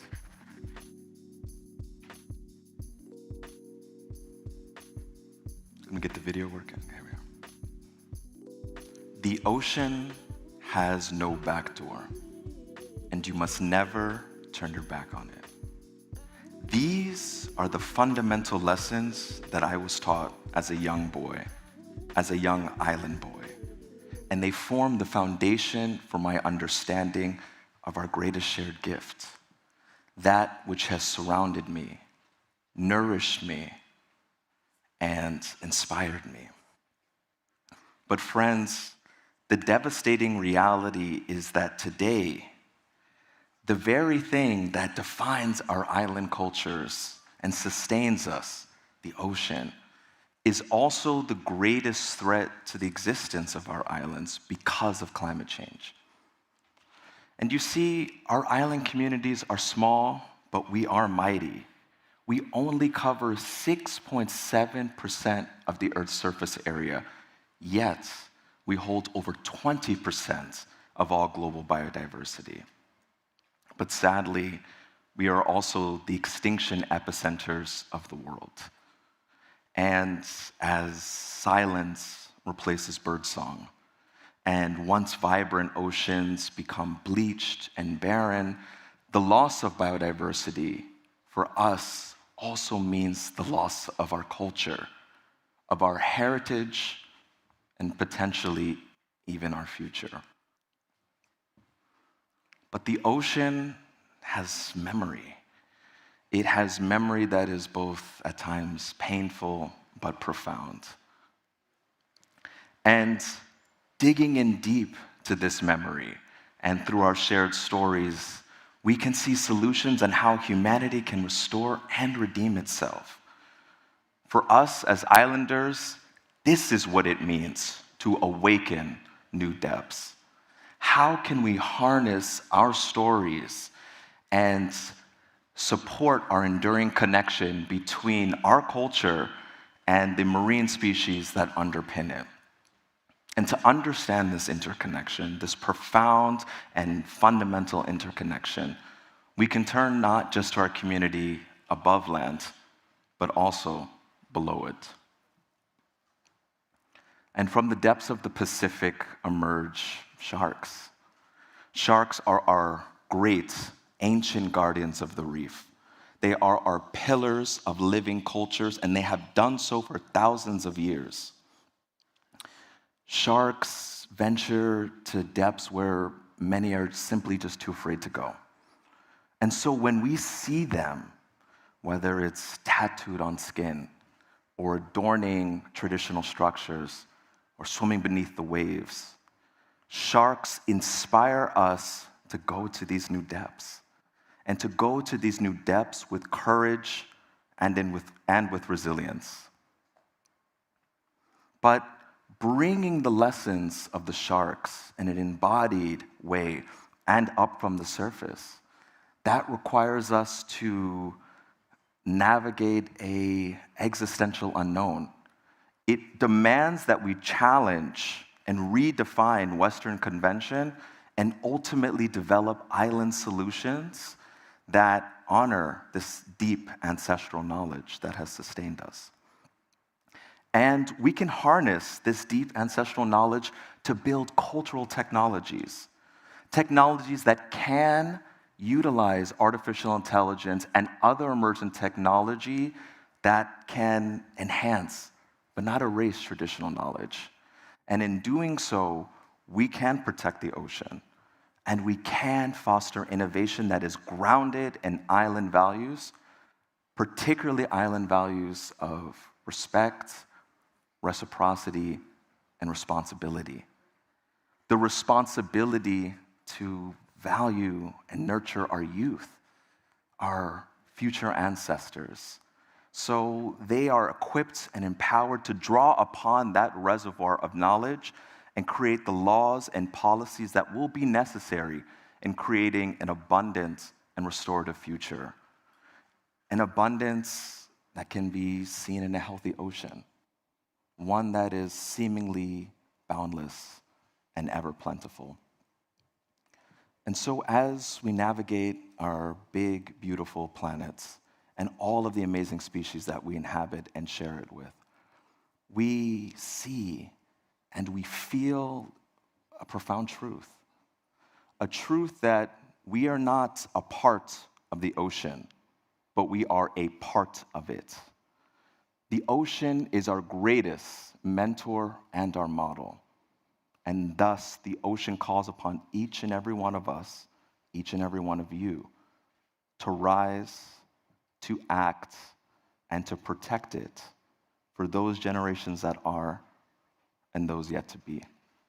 Thank you all, and thank you to my mom watching at home. I love you.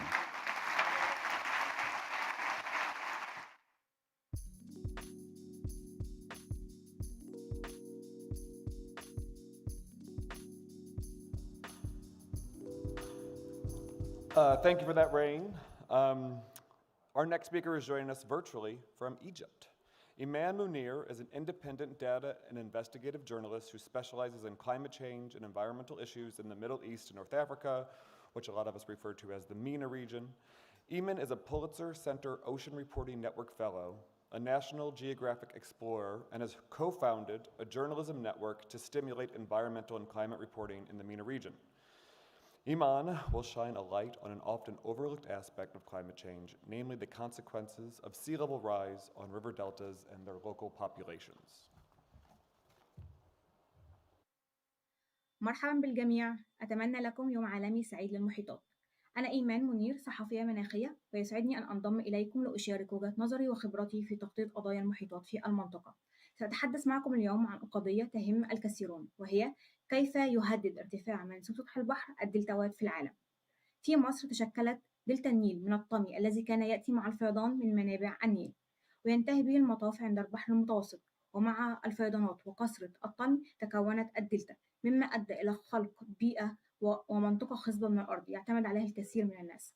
دعمت الدلتا النيل الحضارة المصرية القديمة لفترة طويلة جدا، حيث وفرت الأراضي الزراعية الخصبة التي سمحت للمصريين بالزراعة وبالتالي للحضارة بالازدهار.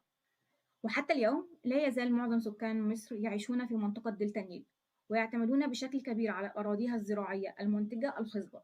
ومع ذلك تواجه دلتا النيل الآن تحديا جديدا، وهو ارتفاع منسوب سطح البحر. وفقا للعديد من الدراسات العلمية، فهذه المنطقة المهمة الخصبة للمصريين معرضة الآن للخطر بسبب التغير المناخي.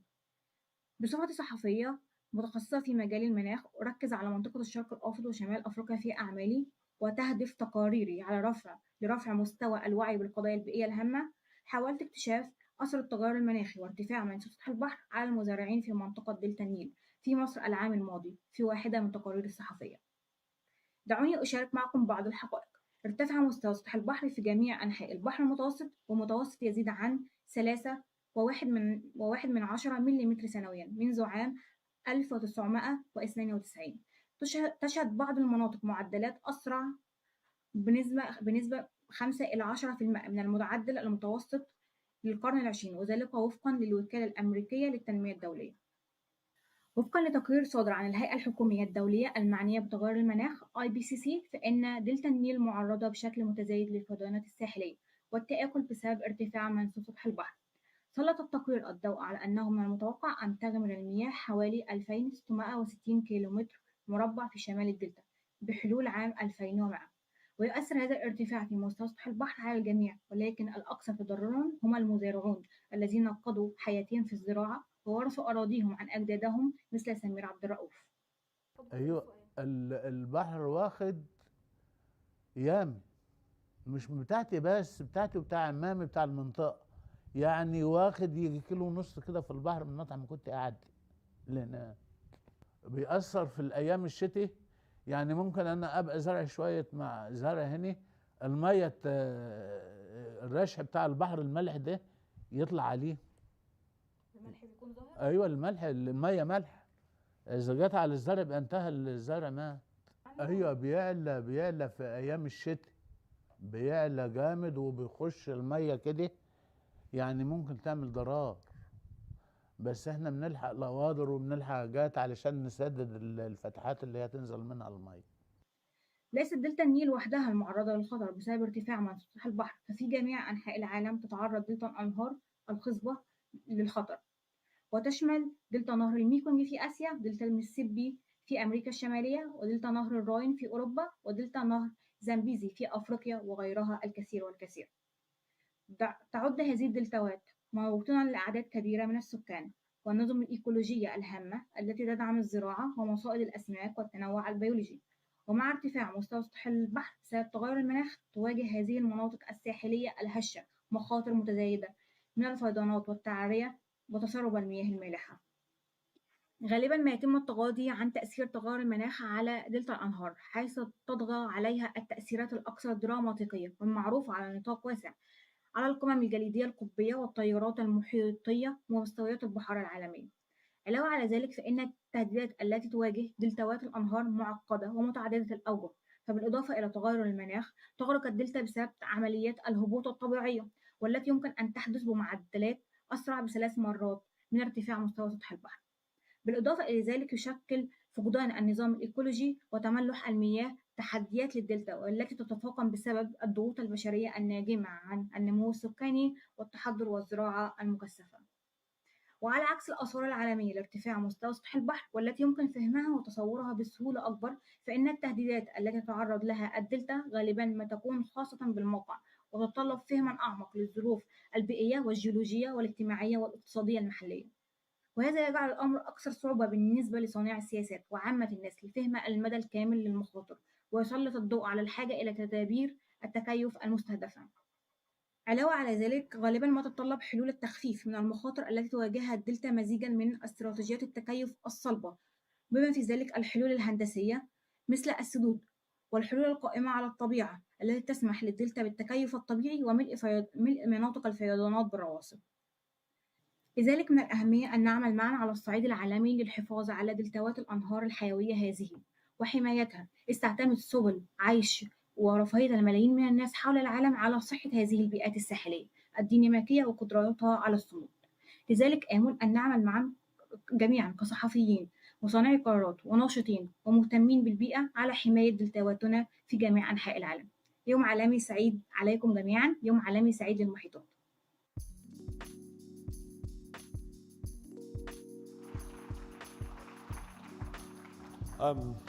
Thank you, Iman, who I think is watching the live stream. We appreciate that insightful presentation. And to wrap up today's spotlights is Dave Erasmus, a storyteller empowering us to listen deeply to the ocean. So for this final spotlight, we've invited you to step into a sensory state. Dave believes that to protect, we must care, to care, we must connect, and for that, we must listen.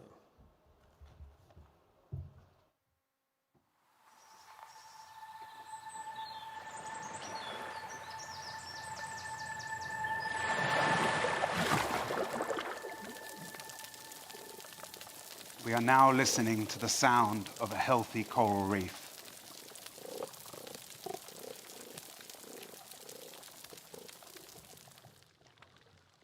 And this is a degraded one.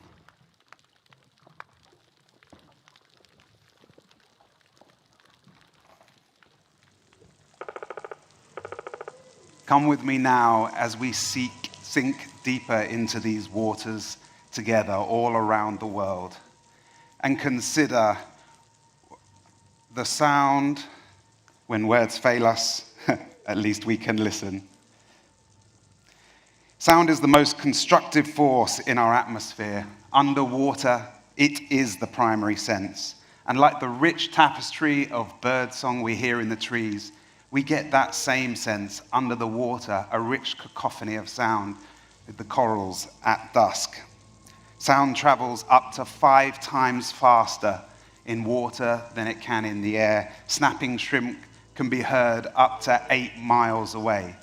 It's a hustling and bustling place when these habitats are healthy. Listen again to that healthy reef recorded by Mary Shadipo in the Philippines. Can you hear those chirps and grunts? And compare it to this, the degraded reef. Not the stillness of nature, but eerily quiet. A ghost town. And even though we are experiencing this coral-killing global heat wave, there are sounds of hope if we have the ears to hear them. Experimental research is showing that not only can we call fish back into the reefs by playing the sound of healthy reefs, but we can actually call back the coral larvae themselves to settle at unprecedented rates, many times faster than normal, through playing acoustic enrichment. And on the way to this room today, my wife and I stopped in a hope spot to talk with the fishermen, the divers, and the young people on the island of Bequia, to know what the waters mean to them and to put the tools for listening into their hands for the first time. And here we'll play the first sounds from that hope spot recorded at Bequia.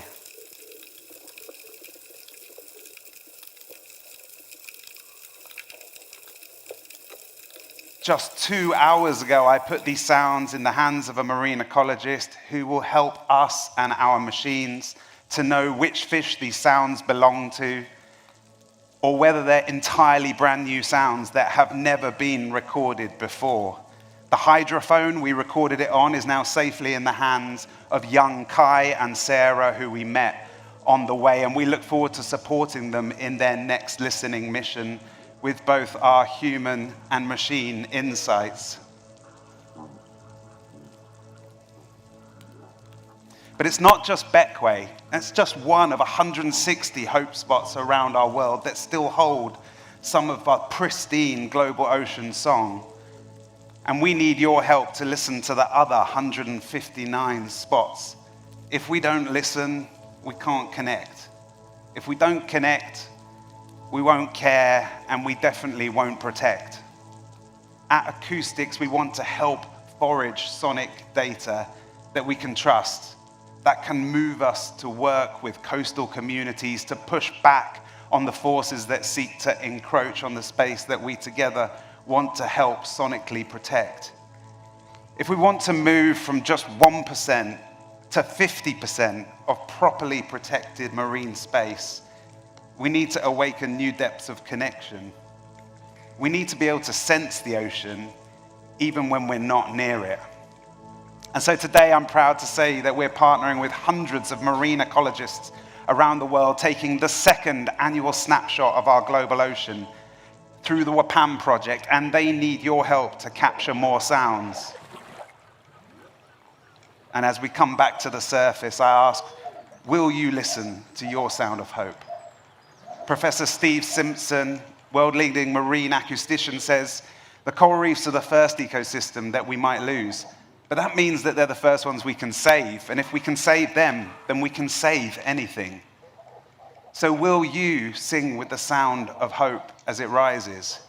Will we allow the finances to flow to the right places to rewild our seas? And will you join the global listening collective with partners like the World Surf League and the Finisterre Foundation to listen for the sound of hope? Thank you.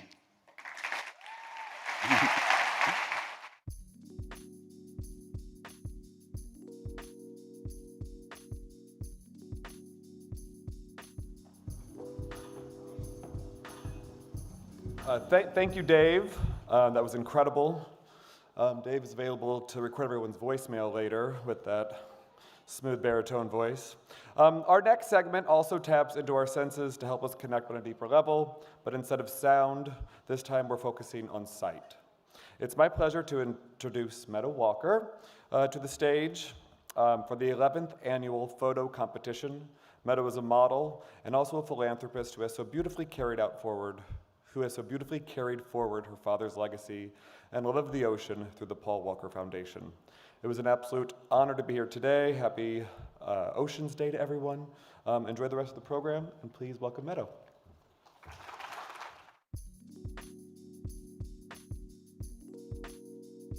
Thank you.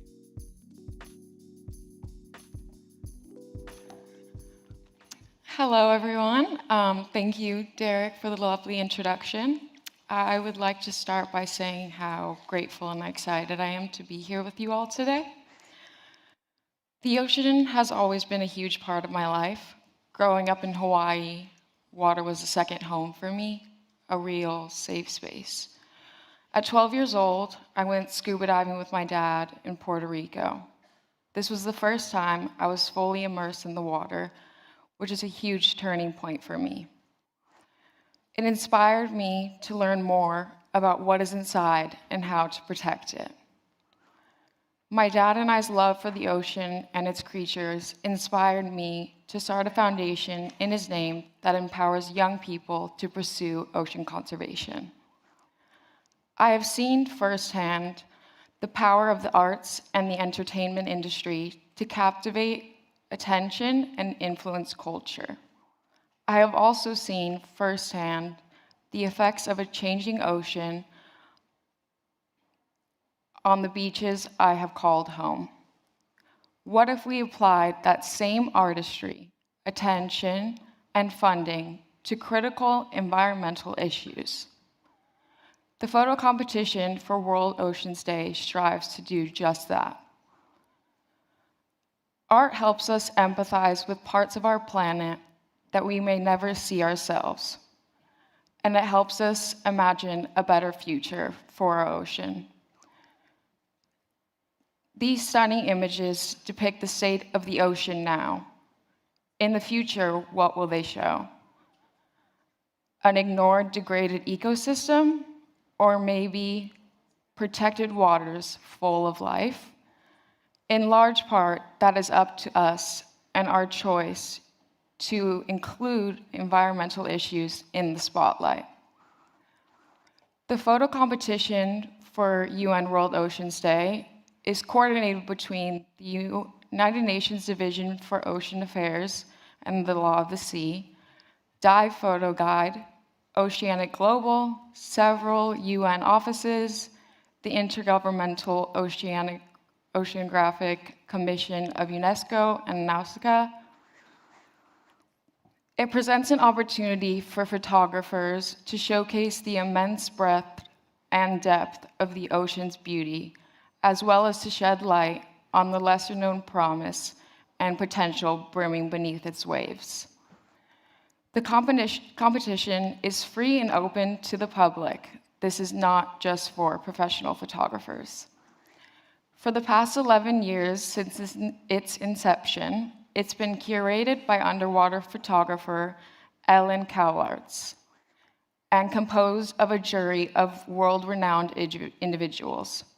And now I'm honored to introduce Ellen Cowlarts, whose long-standing work as a curator of the photo competition for the World Oceans Day has been vital in touching our hearts and inspiring action. Thank you so much. Thank you, Meadow, for your inspiring words. And welcome to the announcement of the results of the 11th World Oceans Day photo competition. We want to thank Dive Photo Guide for their ongoing support from the inception of this contest. 5 categories this year: seascapes above water, seascapes underwater, big and small underwater faces, a special category for images of small island developing states, and pictures interpreting the World Oceans Day theme, Awaken New Deaths. The results will be announced in a moment by this panel of ocean minds. Ian Bongo Seldrup, editor of Dive Photo Guide and very passionate. Julia Gugelmeyer and Tom St. George, who spent most of their time in the darkness of underwater caves, exploring, teaching, guiding, and creating magic in imagery and light. Mohammed Rifshan Shahim proudly puts a new way of teaching diving on the map in the Maldives, making it more accessible and more safe for everyone, thanks to a deeper knowledge. Mayumi Takuchi Evans enchanted us last year with an image shedding some light on mating behavior of jellyfish in the cold waters of Alaska. This panel of judges kindly donated their time to review more than 2,000 entries. Today, you have heard many speakers talking about depths on different levels, from the massive unexplored depths of the ocean to the depths of understanding.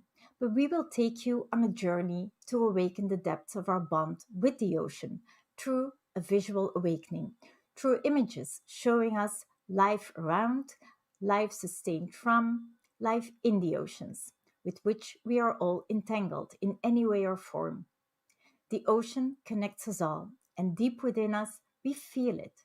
Let's awaken that feeling and do our part. Enjoy the images. Over to you, Mohammed.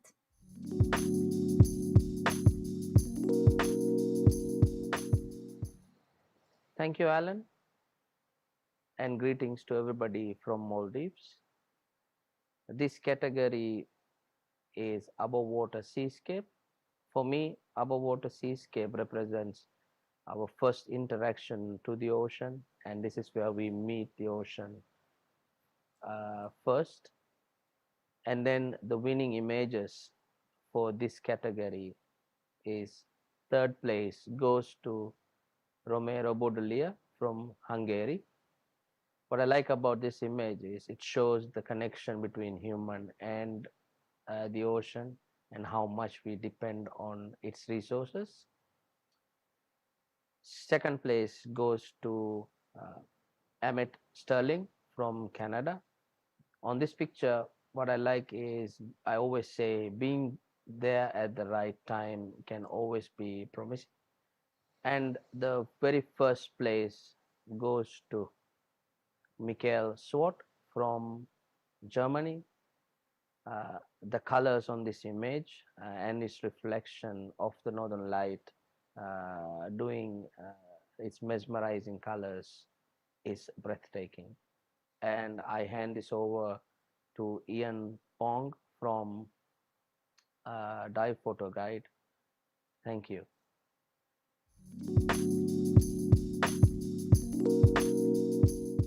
Our next category is small island developing states, or SIDS.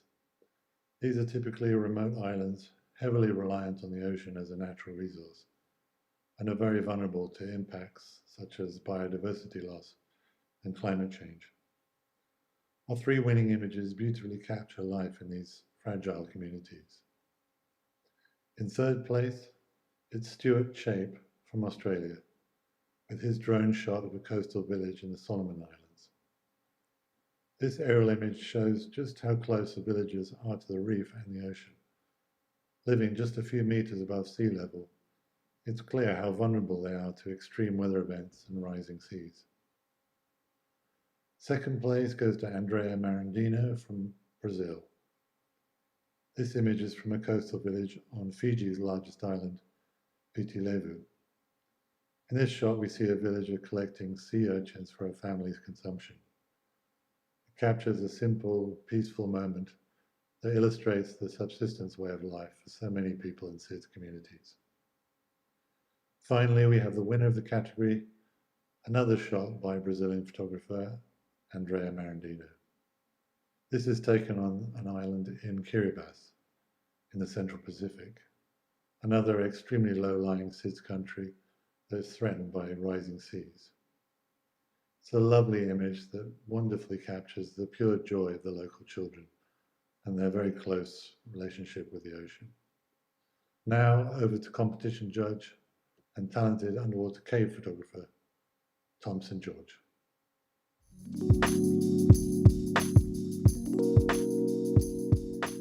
I'm delighted to be announcing the winners of the Awaken New Depths category for the UN World Oceans Day photography competition. This category is for images that appeal to new depths of compassion, understanding and collaboration, and demonstrate a commitment to the ocean and the issues it faces.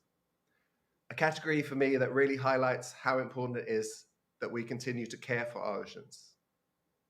In third place is Sina Ritter from Germany with this image of turtle hatchlings being released into the ocean. This is an image of hope, illustrating a seemingly small action that can make a big impact. Hatchling turtles have a very small chance of making it to adulthood, so this literal helping hand gives them a much better chance.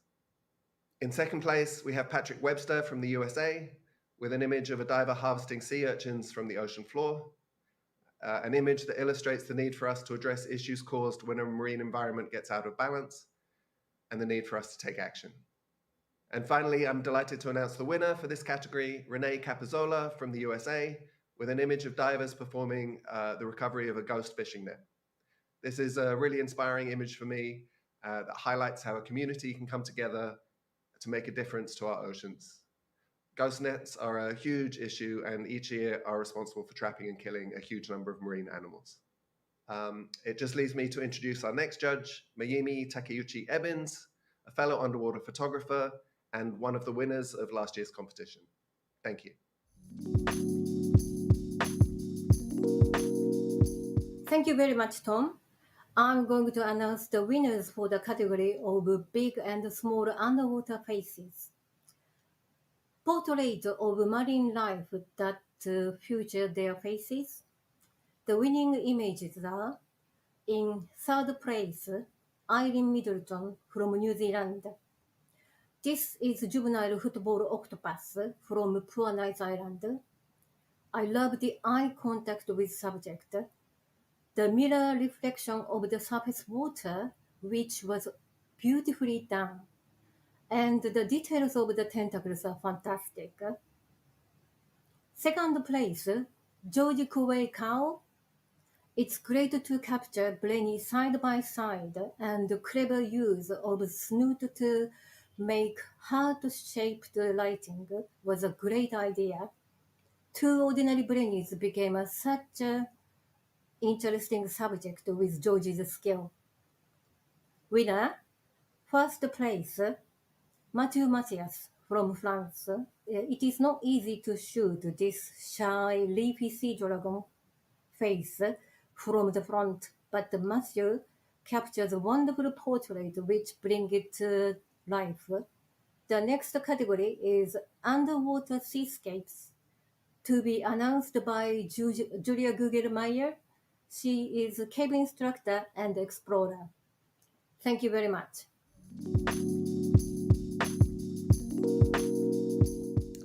Thank you very much, Mayumi. Underwater seascapes. In this category, we were looking for awe-inspiring underwater seascapes, telling of life in the ocean, ecosystems, and exchanges we don't typically see. Anything that inspires promise, potential, and is beautiful. The third place in this year's competition in the category Underwater Seascapes goes to Vanessa Mignon from Australia with her image Mobula Dance. Vanessa traveled to Baja California in Mexico, hoping to witness the Mobula aggregation. She found a vortex of them in deep blue waters, circling and swimming in union in an hypnotic dance. The second place in this category goes to Daniel Sly from Australia. Hundreds of thousands of giant cuttlefish aggregate in the upper Spencer Gulf in Australia each winter. The only thing on their minds, mating. The competition for the limited numbers of females, the ratio is 8-1, can be fierce. In the foreground, we can see a large male completely engulfing a smaller female, while in the background, several other males challenge one another for the opportunity to mate with the nearby female. The winning image in the category Underwater Seascapes showed Taryn Schultz from Canada, Cormorant Love. Taryn also traveled to Baja California, actually to look for some sea lions at Los Islotes, where she encountered this bait ball of sardines, which were chased by cormorants, sea lions, all sorts of fish. What I love about this image from Taryn is the heart shape she captured here, opening a stage for the chaos of the cormorants hunting sardines. With the composition of this image, I feel like you're being put right in the middle of this beautifully lit scenery of cuttlefish trying to win over their female companions. Back to Ellen Carlatz. Wow. Congratulations to all winners, and thank you, all participants contributing to this visual reminder to explore our connection with the ocean.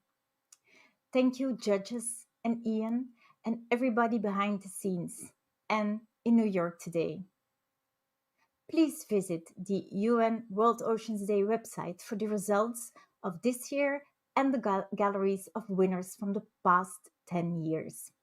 And I would also like to invite you to explore the online Planet Ocean exhibit on the UN website to find inspiring stories and images of last year's competition. Let's make every day World Oceans Day. Get inspired, and I hope to see your pictures next year. Back to New York.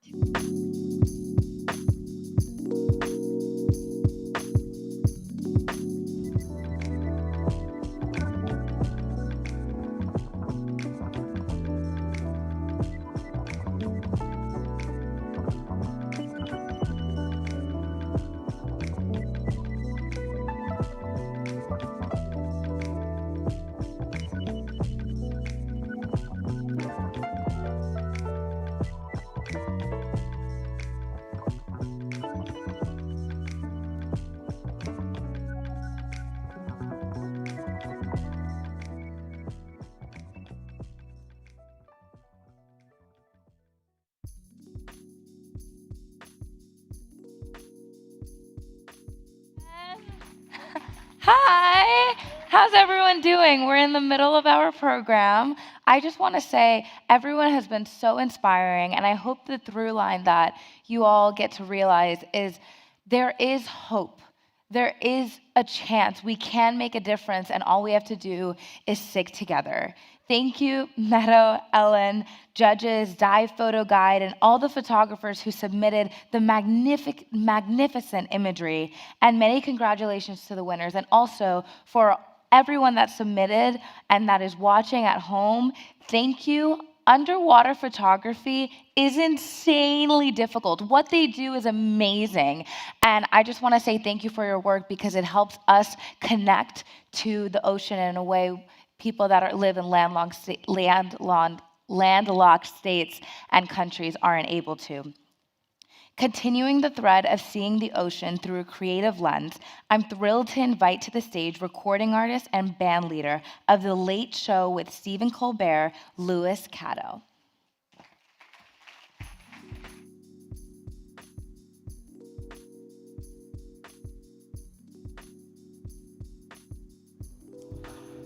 Hi, everyone. Hey. Thank you so much, first of all, to the United Nations and Oceanic Global for having me. In the opening video, they said that to protect the ocean, the beating heart of our planet, we need to awaken new depths within our own hearts. I believe that music has a unique ability to elicit that type of awakening. It can transcend the ego and facilitate connection at the deepest levels of our humanity, allowing us to share real moments of enlightened elevation. I'm honored to be here in support of our oceans, and I hope to facilitate some of that magic in this moment with all of you.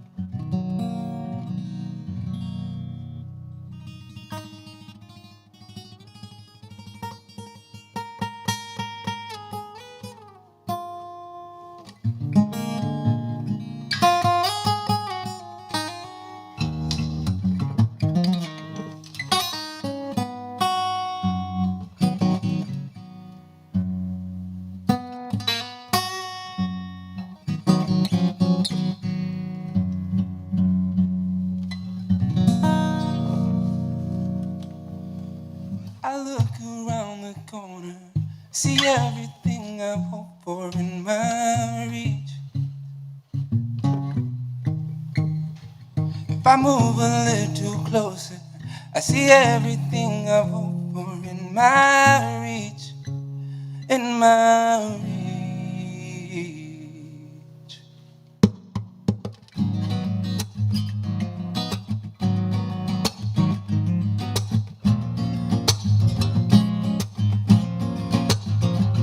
Once again the days are shorter, oh the winter's so much colder out here. 7 days I'm 1 year older, everyone else is moving forward and I'm here. And every time I compare myself with someone else I feel lost. I might think I'm parallel with someone else, but I'm not. Oh no.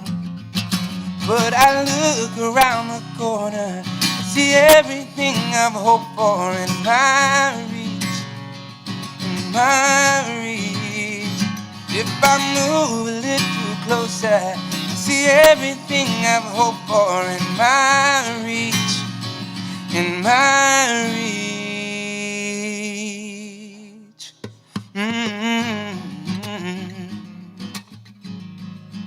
Oh.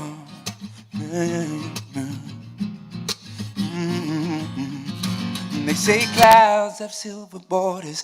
One of these days I know the sky will open up. If I play my hand according to plan, I'll understand I'm even closer than I thought. Every time I compare myself with someone else, I feel lost. And I might think I'm in parallel with someone else, but I'm not. No, no, no. Oh, but I look around the corner, see everything I've hoped for in my reach, in my reach. If I move a little closer, I see everything I've hoped for in my reach, in my reach. Oh.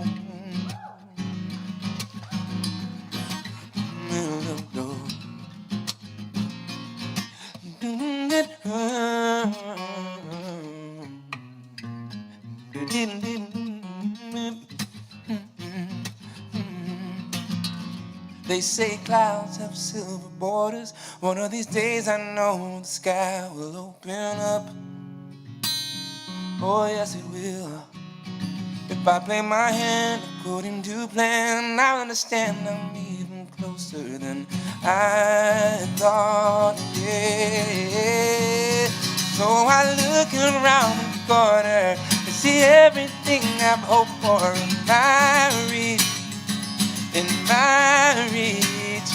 Then I move a little closer, I see everything I've hoped for in my reach, in my reach.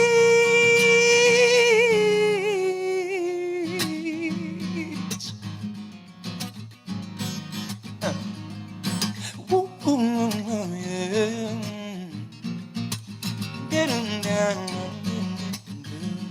Oh, yeah.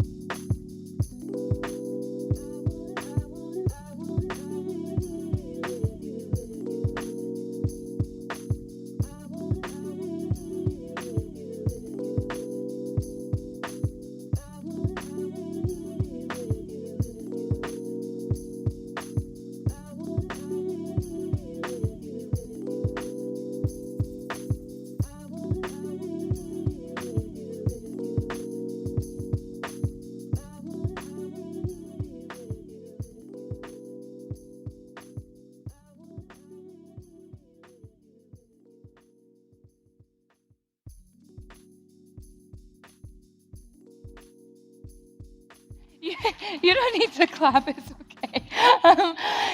Wow, that was insane. That was incredible. You know, it made me think about how when she and Sylvia were on the panel talking to the incredible moderator, Shruti, I mean, she did a fabulous job. They were, yes, give her a round of applause. Amazing work and so inspiring. And when they were talking about storytelling and how activism and storytelling goes hand in hand, and with art, we can do that, just like we saw with the photography challenge. All of that, all the contest, it all comes together to really, really drive home our mission. And I just want to say one thing for the people at home. Thank you so much for tuning in. It is so important that we have more eyes and more people on this important issue to talk about ocean conservation, because with numbers, we can make a difference. Now, with that, we'll be diving into a topic that touches all shores, the blue economy. Please welcome Shaila Raghav, Chief Climate Officer of Time Magazine, who will be leading us through an exploration of what the blue economy is and what it may become.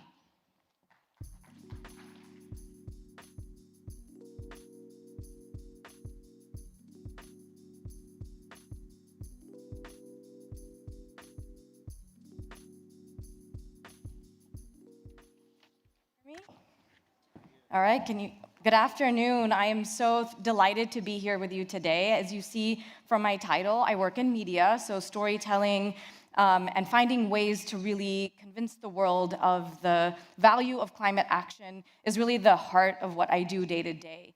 But you may not know that I've actually spent the bulk of my career working on conservation. I have spent years trying to convince the world that nature is in fact an essential part of the climate solution. We know that protecting and restoring nature offers at least 30% of what's needed to reach our emissions reduction goals, but only 2% of global climate finance is actually being directed towards these solutions. And so I've, over the course of the many years that I've worked on conservation, I think it's breaking up a little bit. Can you all hear me? No. All right, do we need an adjustment here? Hopefully you all can hear me now. All right, so in my years working on conservation, I've reached 3 conclusions, many of which were reflected by some of our panelists earlier today. The first is that the rules of the game are skewed. All right. Thank you. Thank you so much. All right, so can you all hear me now? All right, wonderful. The rules of the game are really skewed against the protection of nature. One stat that really staggered me when I was working on conservation, looks like it's happening again. All right, should I keep going or do we need more adjustments? All right, so after the massive BP oil spill in the Gulf of Mexico, the GDP, the gross domestic product of the United States, actually went up. Despite the loss of tourism revenue, despite the loss of wildlife, the effects to human health, because of all of the cleaning crews, because of all of the attention and effort to clean up the oil spill, our GDP actually went up. So that there in and of itself is an indication of the fact that our measure of progress, our measure of success as a society is off track, it's off balance. The second is that our incentives are entirely misaligned. We spend 40 times more finance in destroying nature than we do in protecting it. So even if here today we get enough commitments to double, triple, quadruple, 10x the amount of funding going towards conservation, we still won't make a dent in our goals. We actually also need to be thinking about how do we redirect finance away from the activities that are degrading and destroying nature into those that are going to create a more regenerative economy. The last thing I'll say is that I've also realized that we also need to increase awareness about these issues, because many of the people outside of this room, which is the bulk of our colleagues, friends, peers, our families, don't understand the importance of these issues. But more importantly, once we've got them to care, once we've gotten them to wake up to these issues, then what? How do we give them more solutions than just switch from plastic straws, which is what everyone thinks ocean action is about? What are those solutions that we can equip them with so that we reduce the friction, we reduce the barriers to action? And that's exactly what we're going to be talking about on our panel today. And I'm so thrilled and honored to be introducing our panelists. We'll start with Karen Sack, who is the Executive Director of the Ocean Risk and Resilience Action Alliance.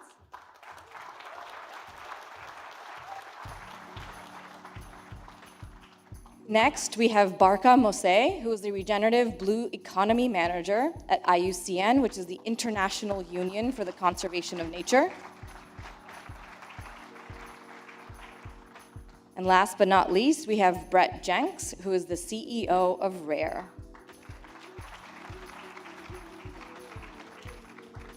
All right, so to kick things off, I'd love to invite each of our panelists to start by first telling us a little bit about what does the blue economy mean to you? So one of the issues that I reflected on was communications, and our community uses a lot of acronyms. We use a lot of jargon, a lot of lingo, sustainable seascapes, oceanscapes. What does that actually mean? What does the blue economy mean to you? How does that show up in your work? Give us a few examples. Karen, let's start with you. Thank you so much, and hello everyone. It's a pleasure to be here. We thought we would do an interpretive dance of what the blue economy means to us. There's been so much amazing culture this morning, and now you get to hear about the blue economy, so don't worry, lunch is soon. Look, really, the ocean is a priceless and incredible asset, the most important asset to our planet, and yet we don't include it on any balance sheet. It's not thought about economically. And when most of the world thinks about the blue economy, if they think about it at all, which the majority of people do not, they think about it in terms of what we can extract and destroy in the ocean. At the Ocean Risk and Resilience Action Alliance, we try and bring different collaborators together from government, multilateral institutions, insurance, finance, and civil society to talk about how we can build a regenerative and sustainable blue economy, because we've got beyond simply needing sustainability at this point. We've got to think about how we can regenerate life, and how through regenerating life, through investing in marine-based renewable energy, how investing in nature and recognizing nature as an asset class, we can build the resilience of communities, whether they be coastal communities or large cities, anywhere in the world, and we can help to transform our planet from what Johan was explaining to us this morning, is an Earth system that is in real trouble. Because if we don't do that, the risk far outweighs anything else that we can do. Inaction is just not an option for us anymore. Yeah, so for you, it's essentially embedding and integrating the ocean into the real economy. Absolutely. All right, so that's very clear. Barka, what does the blue economy mean to you? Thank you. And is this our cue for the dance? Or is it too early? So coming from Africa and from a small island developing state, or what we now call a big ocean state, the blue economy represents really a lifeline. We have essentially seen it very much, as you said, in a very extractive term. But now at IUCN, we are talking about the regenerative aspect of the ocean, which encompasses not just giving the chance and actively putting in place mechanisms to restore critical ecosystems, but also has a social and human dimension to it. Knowing that, for example, in my geography, again, up to 70 million people live within 100 kilometers of the coastline, this represents a significant population that is very ocean dependent. And this is also extremely true of big ocean states as well. So what is this relationship between people and the ocean that can be restored? So ultimately, the blue economy, or the regenerative blue economy, is a question of access and equity. At the moment, the way the blue economy is structured, it's a little bit stacked again against what I would call a tropical majority. So we know that that a significant part of marine biodiversity can be found in the global south, in these big ocean states, in the coastal areas of Africa, of Latin America. But if you look at the figures, most of the value of that blue economy does not remain in that part of the world. So what we actually need now, with a blue economy that is equitable and that actually supports ocean health, is really to level the playing field through a suite of policy interventions, very intentional policy interventions. And this means getting our policymakers to understand that oceans are not just peripheral to the ocean, to decision making, through meaningful integration of local communities and indigenous people and what we call IPLCs, as well as through being very intentional about fostering equitable science, research, and development. I don't want to fall into the trap of techno-optimism, but at the same time, at the moment, ocean science is essentially being driven, again, the bulk of it comes from the G7. And what I found is ocean science is in the rise in the Pacific region, but in the Indian Ocean region, it is still very much being driven by actors outside of this area, with some input from South Africa and Australia. But the majority of actors in that space are not necessarily from the global south themselves. So to be able to level that playing field, we need to be able to put in place all these different measures, and we can come to the mechanics of that during this discussion. Great. So what I heard from you is that the blue economy isn't just about numbers, right? It's just not about the finance. It's also, it needs to be inclusive, and it can't be imposed from the global north on the global south. There needs to be full and equal participation of the global majority, where much of the biodiversity is. Yeah, so the tropical majority. And just to be clear, this is not a north versus south equation. It's a question of where do the solutions lie? If all people are able to meaningfully contribute to the blue economy, then we're able to also address the fact that the ocean at the moment is still one of the biggest vectors of trade, of food, and as well as of our energy needs. So that's why we need everyone to be on board. Can't wait to hear more about that. Brett, what about you? What does the blue economy mean to you? When I think of the blue economy, I think of stories that people I work with at RARE, a global nonprofit here, when we visit one of the 2,000 coastal communities around the world in which we're currently partnering. And you hear a repeated story as you move from village to village, and that is, you know, my grandfather used to go out for 4 hours and he would fill up the boat. My father, he would go out for 4 hours and he would fill up the bucket. And now today I went out for 4 hours and I'm not sure I can feed my family. So when I think of the blue economy, I think of an absolutely devastated coastal waters where most of us sip mojitos and look out at the sunset, not knowing that what has actually happened over the last 3 or 4 generations is that unknowingly we have outstripped most of the natural biota of those local waters. And so if we're going to talk about a blue economy, we're going to need to talk about rebuilding the potential for a blue economy, especially for the world's poorest people living in the world's richest environments. That's generally how I think about the blue economy. Yeah, that's great. So for you, it's very community-based as well. So really thinking about also, and RARE does a lot of work on behavior change. So it's really thinking about how do you make it, how do you create the ownership, the incentive, and the cultural relevance for these solutions. So we've heard a lot about where we're going in the wrong direction, right? We've heard about what's not going right. What have you seen that is going right, that gives you hope that we can scale and actually achieve your vision of a blue economy? Karen, let's start with you. Okay, so I never thought I would be somebody who would be excited by finance or insurance, and yet here I am. It's not my history, but I think there's something that Mia Mottley, the Prime Minister of Barbados, said last week. She said, finance is the oxygen, but not the final destination. And if we think that the ocean provides us with every second breath that we take, and yet is lacking in the finance, SDG 14, Life Below Water, is the least financed SDG on, under the UN system. We've got to think about how we shift that, how we take this incredible subsidy that the ocean is providing to us, and we give back to it.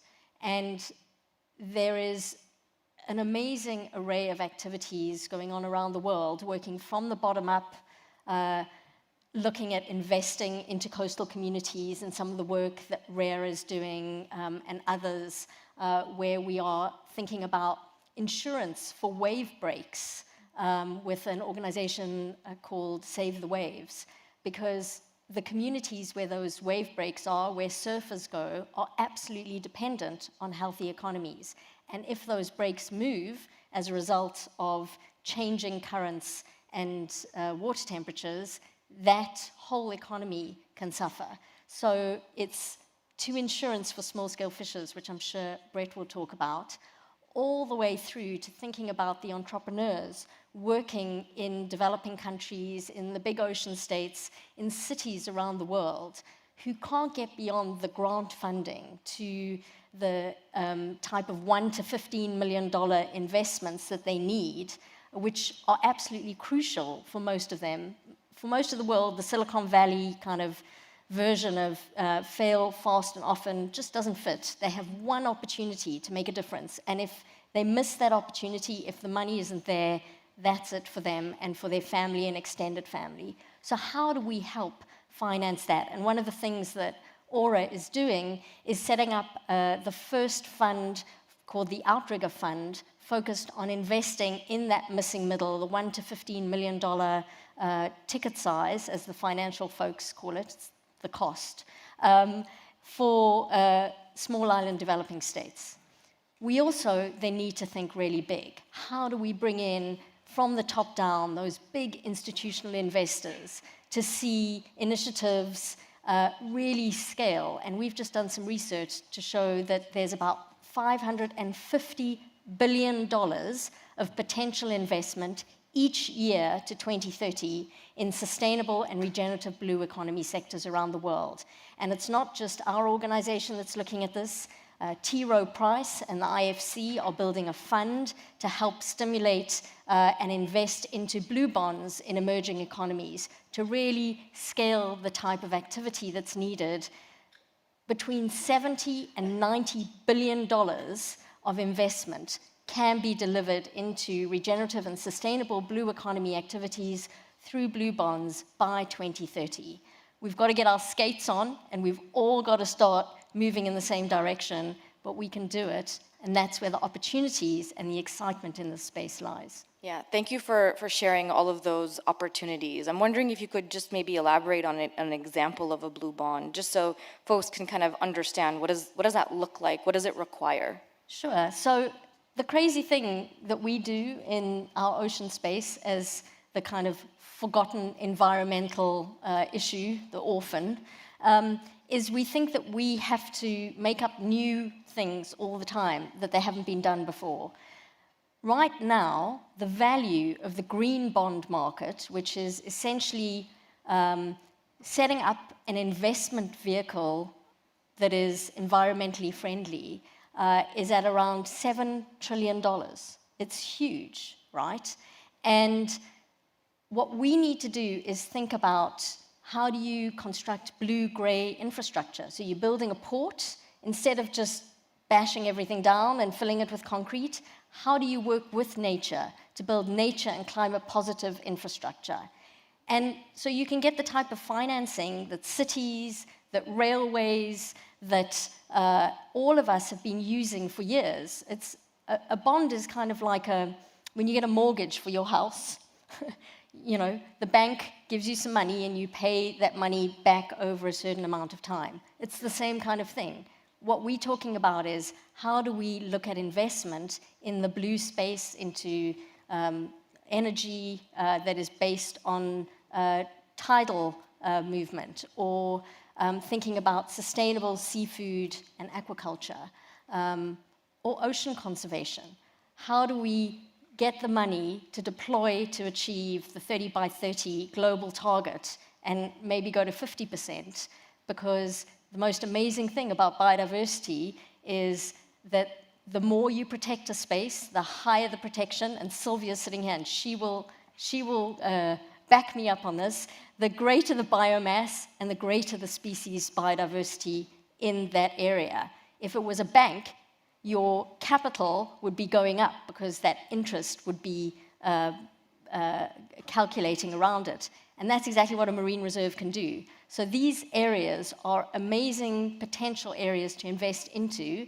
We've just got to convince the bankers, that it's not just a piece of paper money that can have value, but that nature needs to have value as well, because without it, as Johan said earlier, we don't have the subsidy that we need for our economy to function. Yeah, fantastic. We've also seen instruments like that are refinancing debt. Yes. And there are a number of countries that have started to implement those types of instruments. So, but yet, ultimately, it all boils down to how do we place value on nature? Absolutely. All right, great. Barca, what are some examples? What gives you hope, and what have you seen in your work?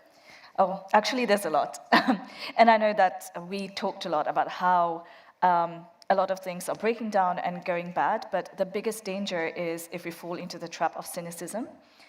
There are many different things that are happening, and I'll start with a couple of macro level ones. The first is, for me, actually in this very building, last year there was the adoption of the BBNJ Treaty, the Treaty on Biodiversity Beyond National Jurisdiction, which actually gives a fighting chance to the ocean because it creates conditions not just for implementing high seas MPAs, but also it has conditions that, if we're able to unlock them, would help us going to level the playing field that I mentioned before. So there are conditions relating to meaningful participation of indigenous people and local communities, as well as on capacity building for science, for ocean science and technology transfer.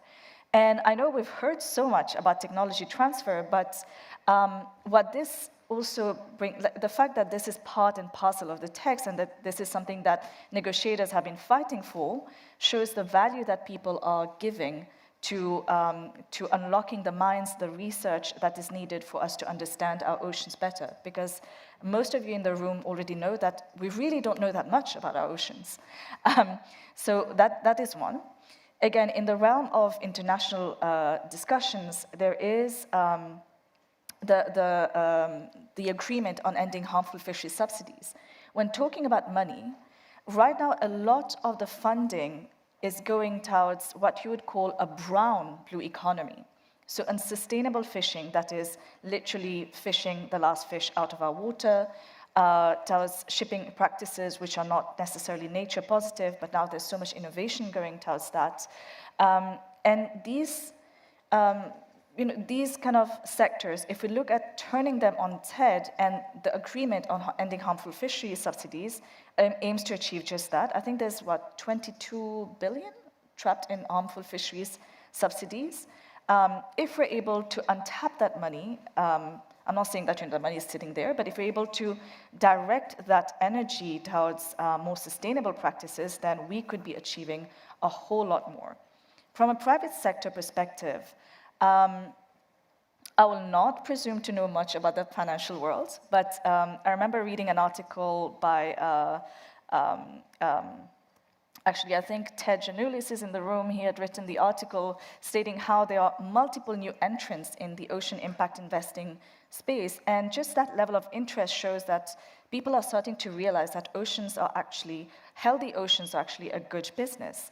And from that perspective, many CEOs are also starting to recognize that long-term environmental sustainability is a long-term competitive advantage and a growth sector. Because many of the technology trends that will come up will, on the one hand, enable healthy oceans, but on the other hand, also be part of that competitive advantage. And this is being played out in applications such as trying to develop more sustainable businesses, products and services, as well as developing new models for circularity, integration of AI tools, and more inclusive business practices. So all of these come as a package from a more macro perspective to give us hope. And then from a more small-scale perspective, I'd like to just share the story of a few young women from Mauritius and Seychelles. One of them is, her name is Maria Dine from Seychelles. We met her a few years ago, and back then, before the whole plastics, alternative to plastics was really in the public consciousness, she was experimenting with seaweed-based polymers in her backyard. Now, the challenge is that in many of our countries, we still do not see the blue economy as a viable career path. But that is changing, and the fact that she was willing to go and experiment with this shows that there is such a level of interest. In her case, you know, she didn't have the luxury of failure, as you said. She didn't have the patient capital supporting her, but we are keen to put these ideas out in the open where they can be visible, where they can really highlight the kind of interest, the enthusiasm of young people, especially from coastal communities, to actually actively participate in the blue economy. And then one last thing that I would like to share is the initiative that we have launched called the Great Blue Wall Initiative in the Western Indian Ocean region. It's essentially based on connection. What it's about, it's essentially connecting different seascapes, which include marine protected areas as well as actions towards regeneration, towards mapping, and blue economy that support livelihoods very explicitly, as well as supporting economic transformation, connecting them with a living blue belt of seagrass, mangrove, coral ecosystems. Is a model of connectivity that we hope is going to be bold, that is a solution from Africa to the world, that shows that really we are taking ownership of our oceans and we are not giving up without a fight. So a lot of different initiatives are really, really giving us hope.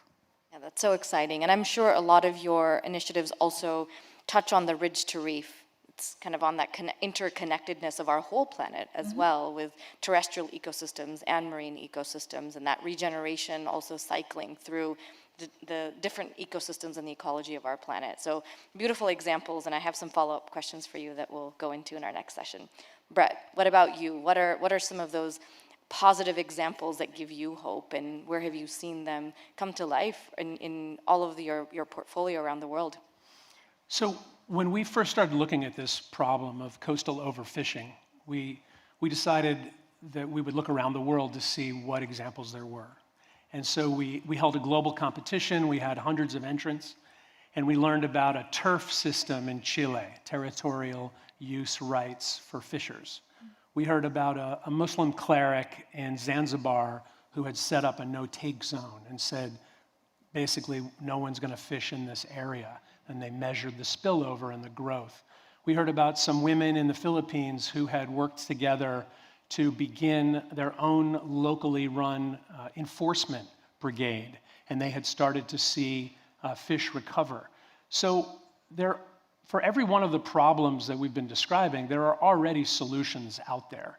It's a question of listening, it's a question of learning, it's a question of codifying, and then it's a question of bringing them together and making them replicable, making them transferable, customizable, and scalable. So here's the story that gives me the most hope, and that is, in this room there are probably people from Brazil, from Mexico, from Honduras, from the coast of Africa, Mozambique, the Philippines, Indonesia. Those are the places where we are now operating. There's about 100 staff working with about 300 to 400 local NGOs, local universities. There are a couple hundred mayors and counting, and they have all agreed on one thing. And that one thing is that we, the people, can actually manage the ocean. And so what does that look like? You think about the tragedy of the commons that Naoko is especially capable of describing. Naoko Ishii, who runs that commons project at the University of Tokyo. The commons is what we all share, we all take for granted, but none of us own. So the challenge for the commons that is the coastal waters of the world is that nobody owns them. There's very little management, almost none. And everyone is therefore racing to catch the last fish. Every fisherwoman, every fisherman racing just to feed their families. And as population has grown, as gasoline engines have proliferated, it's a lot easier now to catch all the fish. So imagine 3/4 of the natural biota caught and pulled out of coastal waters. That affects the reefs, the mangroves, the seagrass beds, the livelihoods, the blue economy. So what to do? Well, what if a wise mayor working with some talented partners could put together a system whereby local communities are offered exclusive rights to now manage their coastal waters and treat it like an asset, like an investable proposition. So now, if you're licensed, you're allowed to fish in the local waters in exchange for joining a management body, setting up rules and regulations, deciding how big the mesh will be on the nets you use, deciding what kinds of, what other techniques are going to be legal and what's going to be illegal, setting aside regeneration areas, no-take zones, where the fish can, this is the one time in life when it's really great to get big and old and fat, because those fish produce many more offspring that spill over into the local waters. So what we've learned is that if communities are empowered and if small investments are made, the governance of those local waters can improve to the point that you start to see fish stocks recovering. On average, if left alone, a coastal fishery will grow 400 to 500% over 5 to 10 years if you just leave it alone. Now that's hard to do, and we're not asking people to stop fishing. This is their livelihoods. So there's a way to regenerate the ocean. What that enables then is the ability to invest. So once we had good governance in place, we asked ourselves, so how could we bring more than, there's never going to be enough philanthropy, how could we begin to bring private capital to these coastal waters? Well, remember the 30 million coastal fishers around the world who feed 500 million of the world's poorest, most climate vulnerable people, their #1 supply of animal protein every day. They don't have bank accounts. They don't have insurance. They're uninvestable. They're unbankable. They're high risk for anybody trying to recoup their investment. So there's a lot of capacity building that's needed. If you just put money into a community, you get more overfishing. If you put governance-related capacity building, then it becomes investable and more sustainable. And so we created a small fund called the Malloy Fund. I don't want to go on too long, but just 2 quick examples of what this can look like. We created an impact investment fund on a small scale, $22 million. We've deployed that capital to fish buyers who are then able to ask for certain kinds of fish that are more sustainably caught, and that begins the cycle of better local governance, recovering fish stocks, and then an investable blue economy. If you then can bring in insurance, and you then can bring in the kind of policy needed to make this nationally significant, we can help the people in the poorest places on earth recover and restore and thrive as much as those habitats will. Yeah, and what strikes me about your comments is how immediately available so many of the solutions are. And it also doesn't really require sometimes that much capital. Sometimes there are solutions that don't require that many resources and actually just are common sense. But we also need to deploy the large flows of financing if we're actually going to reach scale. So in our remaining time, I'd like us to focus on, now that we have so many things to be hopeful about, so many initiatives, programs, solutions at our disposal that are aware and actively being worked on, now what do we need to do to take that to the next level? How do we make these solutions mainstream? What are the biggest barriers that you've seen? Because we have a wide audience here, vast array of diverse stakeholders that have agency and power in their own spaces. Where do we go from here? Karen, let's start from you. So I think part of our challenge is we talk really well to one another, but we're not great at communicating what needs to be done with people from different sectors. So one of the issues that comes up for us all the time is that there are lots of projects, but they're not investable. They may be too small, they may be too marginal, the communities may not have any kind of capital behind them. Nobody's heard of the blue economy, they don't understand what it is. There are a whole range of these issues. And so we've got to debunk all of those things as we move forward.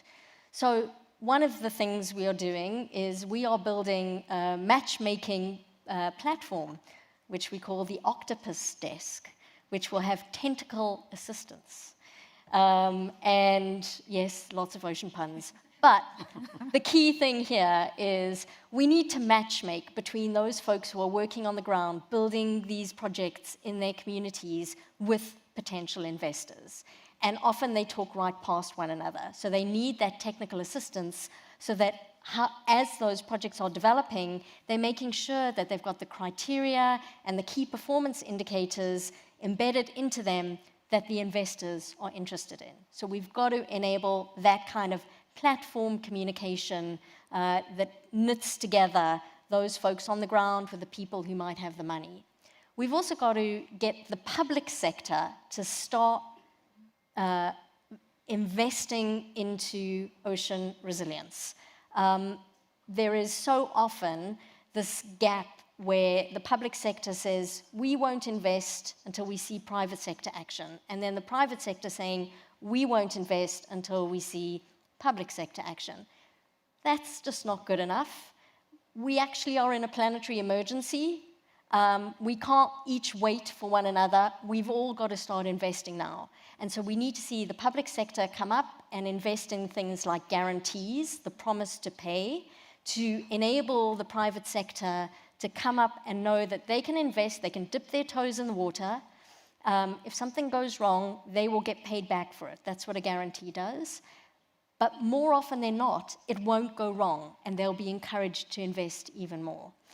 And then we've got to make sure that as we are looking at this regenerative and blue economy, we're thinking about how to make sure that nature is valued through policies, through making sure that both private sector and public sector are bringing nature onto the balance sheet and not just giving it a dollar value so that it can be destroyed, but recognizing the value of keeping that nature intact.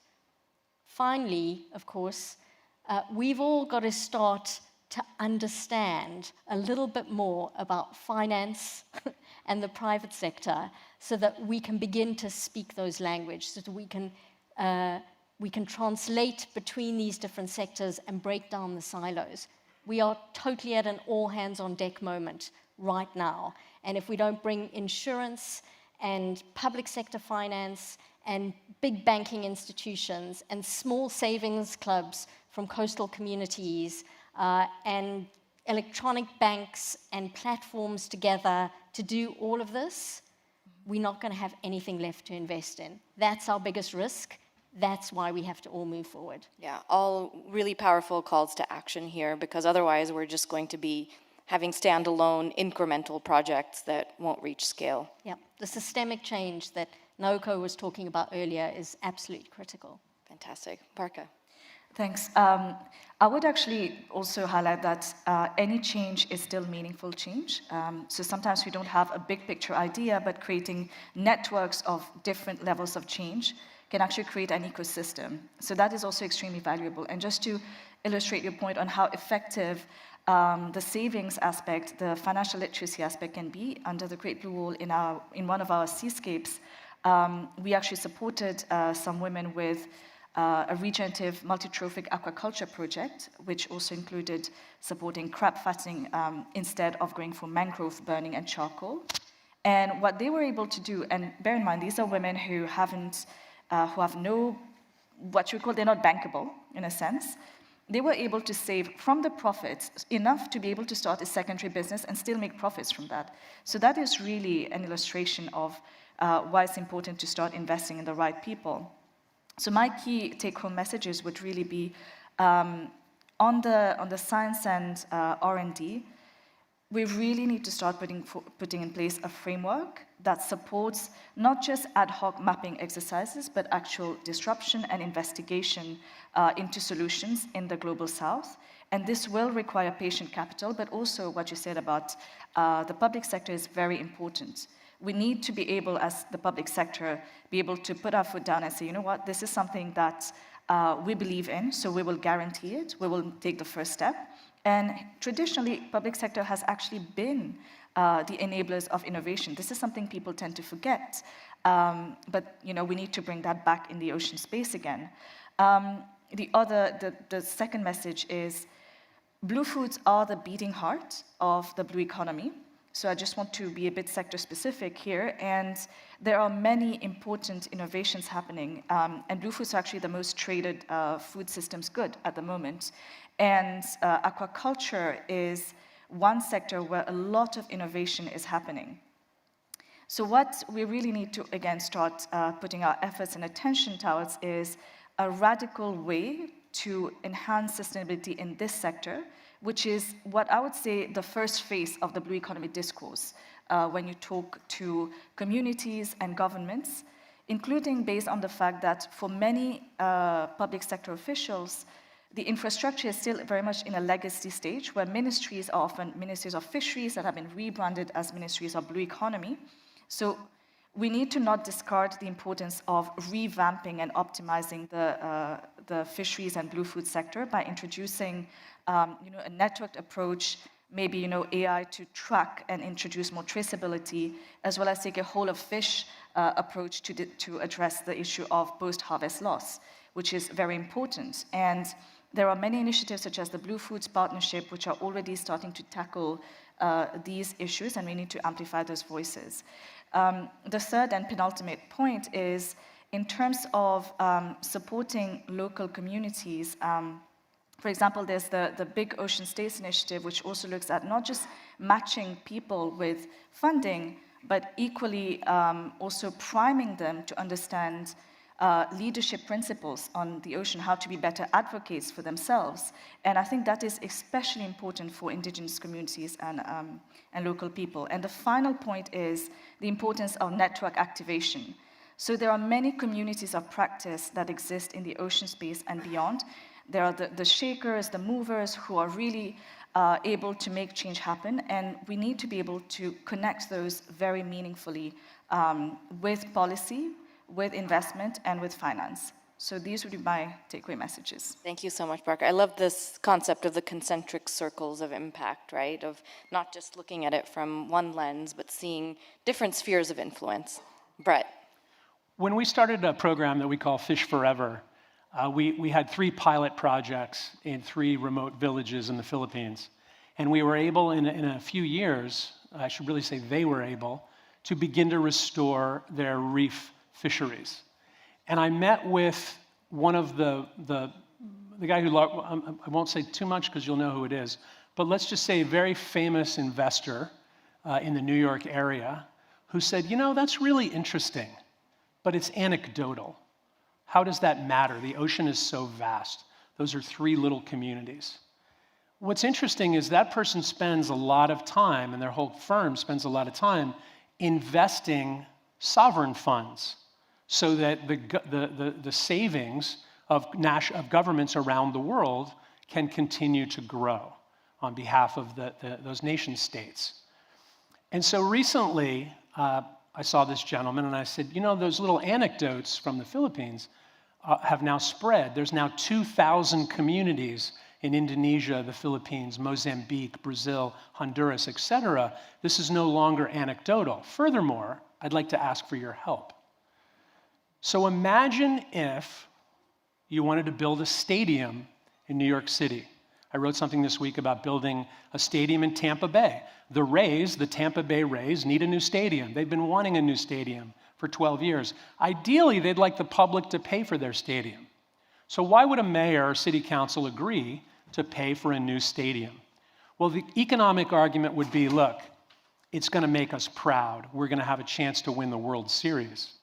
And that will sell a lot of T-shirts. They might also say, we're going to create jobs because we're going to build lots of restaurants around the stadium. Maybe we'll even put in some public transport for the first time so we can get there. There will be many debates about whether this is a good use of public funding. And yet there's lots of public funding. So a stadium will likely get built, as it has and as it will all over the world, so that once every couple of weeks we can fill it up, eat a hot dog, and feel proud of our pastime. If it's football, you know the difference. In every country we have our own pastime. Why can't we do that for the ocean? The same infrastructure finance models work. When you sit down with a finance minister and you show them something like what Johan shared, not just the heat rising in the ocean, but if you show them this precipitous 60-year decline in coastal fisheries, and you ask them, how are your people going to eat? Where are your people going to go as the seas rise, as the ocean acidifies, as the reef crumbles and bleaches? What are you going to do? Where are these citizens going to go? They're going to migrate. So this is one of those vectors of what will be potentially the great destabilizer in the world over the next 50 years, and it's climate migration. And it will be in great part due to lack of care for the ocean.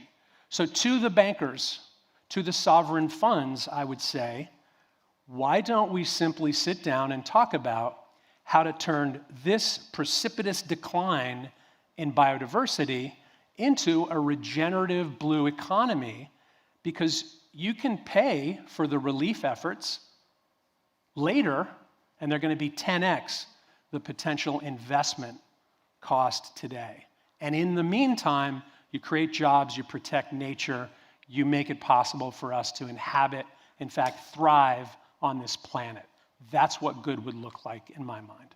Thank you so much, Brett. So now we need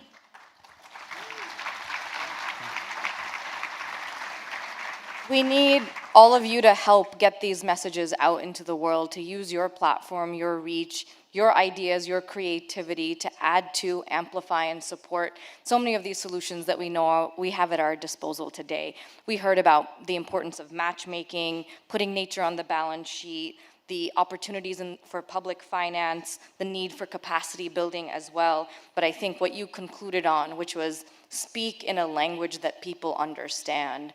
Don't just throw out facts and assume people are going to change their behavior based on facts that speak to you. Find the more compelling and effective ways of speaking to these diverse audiences. So thank you. Let's hear a round of applause for our panelists. Good job. Thank you. Okay. Good stuff. Please find them after. I'm sure they have a lot more they'd like to share, and wish you all a very happy UN Oceans Day.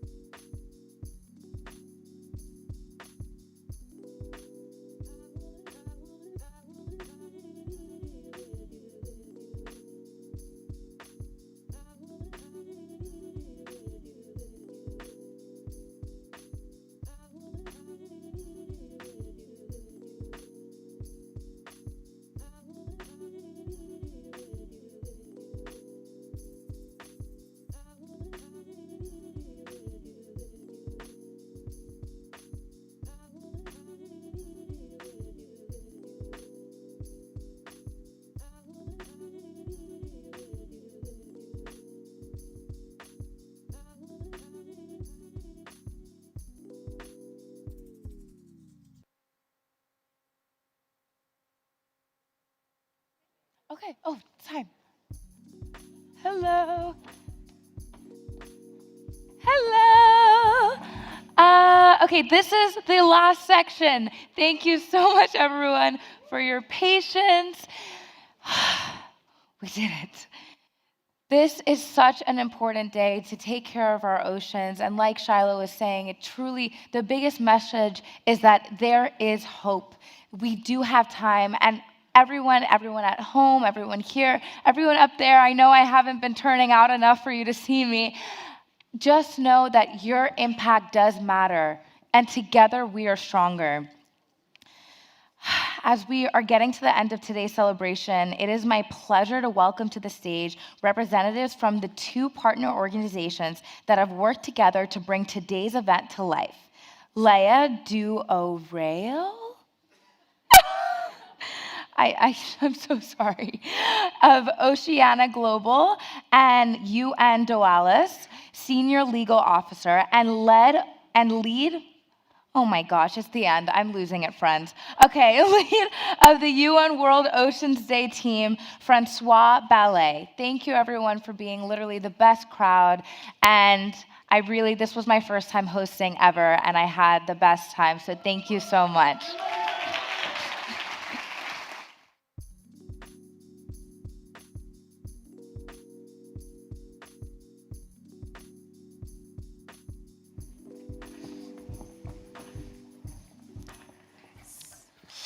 Well, thank you so much, Bailey, for being such a wonderful host today for us. Woo! Please. And thank you for everything you do for the oceans, and your energy is absolutely contagious, so thanks again. Thank you also everyone who has joined us here today, including those tuning in online from around the world. I understand you are in the hundreds of thousands this year. We've had the opportunity of our teams working together over the last 6 years. And as today's programming comes to an end, we would like to thank this small and mighty team that brought today's program to life. A special thank you to our host and partner, Dualis, and a shout out to Bart, Amber, and Raquel for making this possible. Woo! To the whole Oceanic Global team, you all know who you are. Yeah. And volunteers. And of course, I echo Leah's gratitude and thanks to our small and mighty team. You really are miracle workers. Thank you so much for everything you've done. We would also like to thank the presenters and the musicians for sharing, and above all, for sparking our awakening today. A special thanks to Ellen Kuyarts and Ian from Dive Photo Guide, who have been our longtime hosts and partners for the World Oceans Day photo competition. We're in our 11th year. To our production partners and creative partners, including True Story, Ray Block Productions, Bottega Picnic, PTR & Co., Label Maker, Carl Navarro, Karen Rothod, Alves Collective, Ocean X, Toast Agency, and Jack Bushell. Our music partners, Andrew 22 McCoy, Freetime Media, Stephen Grobotsky, 32 Music. And to our media partners, Nautilus, ESG News, EcoWatch, and We Don't Have Time. And there's a few more. A special shout out to all our friends of World Oceans Day, and to Emily Gallone for helping coordinate the group this year again. Yes, please, please.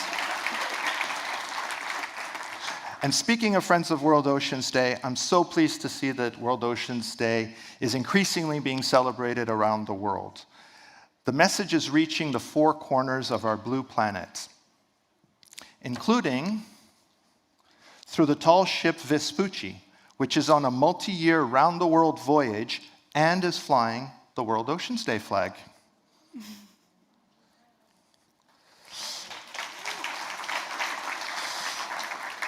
A shout out also to our friends organizing World Oceans Week around the world, including in Milan, throughout Mexico, and of course right here in New York City. Thank you so much. And we wish you all a wonderful rest of World Oceans Week. And remember that tomorrow, June 8th, is actually World Oceans Day. We hope that you leave here today empowered and awakened to new depths. So, as we close, I would like to invite our final performer of the day, singer, songwriter, and producer, to the stage. As you can see, we have a little celebration, and so we encourage you to move along with us and feel free to stand up. I know we've been in our seats for a long time, or for those tuning in behind our screens. Thank you. Thank you. Whoa.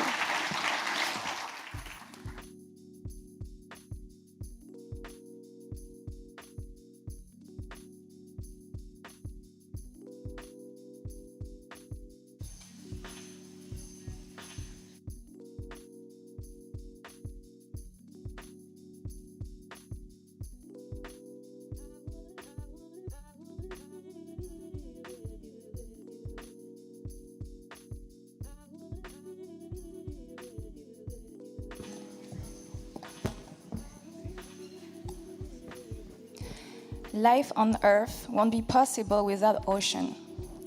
Let's protect our roses, a rose that lives inside our heart, a rose that blooms on Earth, a rose that flourishes in the ocean. Life is like a rose. We have to take care of it for her to be magnificent despite her spines. Ain't nobody on a blue planet has more power than us, but indeed, compared to Mother Nature, we are nothing. Without nature, there is no us. Ain't nobody is like us. We can love deeply, we can hate harshly.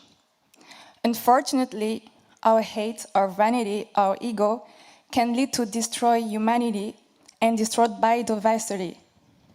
Bombs, depletion of natural resources, environmental degradation, and overfishing is a result of our sick mind, our sick world. And nobody is like us, so it's time to heal the world, our world, with commitment made from love, compassion, to let the rose beats, breathe through the waves of the ocean of life. I'm honored to be right now with you at the United Nations. I want to thank from the bottom of my heart Oceanic Global. And I'm going to sing for you two of my songs. One that is in French called Chant de Rose. The traduction in English it's Roses Field. And another song that is called Ain't Nobody.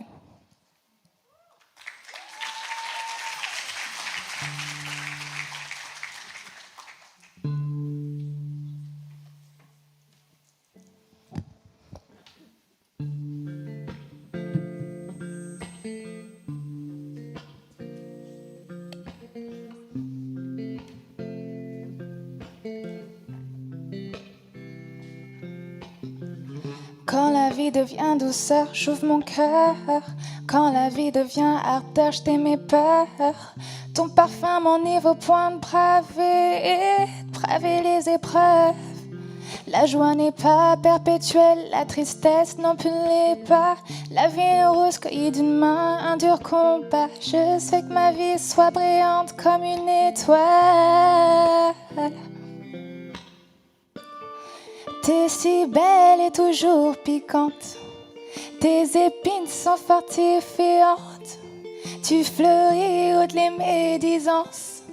Tu m'éclaires de résilience. Mon chant de rose me pique pas.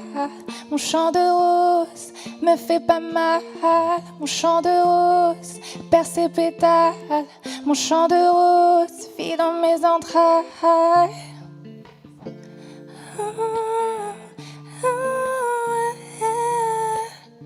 Mon chant de rose, mon chant de rose. Je sens l'essence qui me fera fleurir, peu importe les pénombres et les zones d'ombre. Mes failles se plaisent ou les larmes se taisent. Et à point de rose sans épines. Et à point de plaisir sans peine. T'es si belle et toujours piquante. Tes épines sont mortifiantes. Tu fleuris haute les médisances. Tu m'éclaires de résilience. Mon chant de rose me pique pas. Mon chant de rose me fait pas mal. Mon chant de rose perce ses pétales. Mon chant de rose vit dans mes entrailles. Mon chant de rose me pique pas. Mon chant de rose me fait pas mal. Mon chant de rose perce ses pétales. Mon chant de rose me fait pas mal.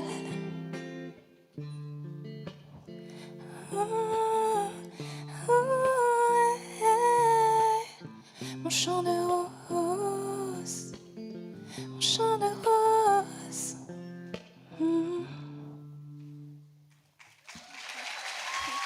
Thank you.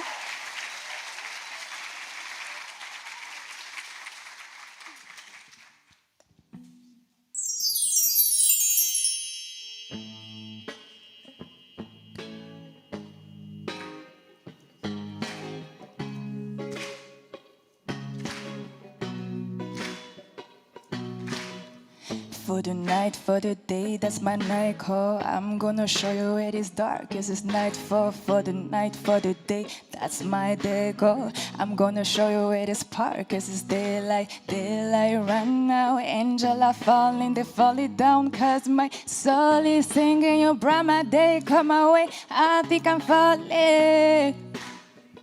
You make me say, And nobody makes me happy, and I don't need another body. Let me tell you, baby, and nobody I can resist, and I don't need another honey. Let me tell you, baby, and nobody makes me happy, and I don't need another body than you, baby.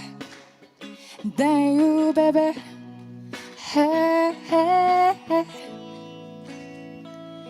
And nobody loves me better than you, you know, baby. Yeah. To turn up the lights so they can see us in the night shining. Oh, yeah. Don't I forget. Tell me you're gonna ride with me until later. I see your body rolls over me. Yeah, and I gotta stay cause I know you, my man. My man put his drums around me. It's so hard to forget and too good to remember. Remember the feeling that we had when we first met. First touch, first kiss. West time we don't play. They say that I love like that won't last, but I don't care. I will live the moment with you until the end. Cause baby, I don't play. Yeah. And nobody makes me happy, and I don't need another body. Let me tell you, baby, and nobody I can resist, and I don't need another honey. Let me tell you, baby, and nobody makes me happy, and I don't need another body than you, baby. Than you, baby. Hey, hey, hey.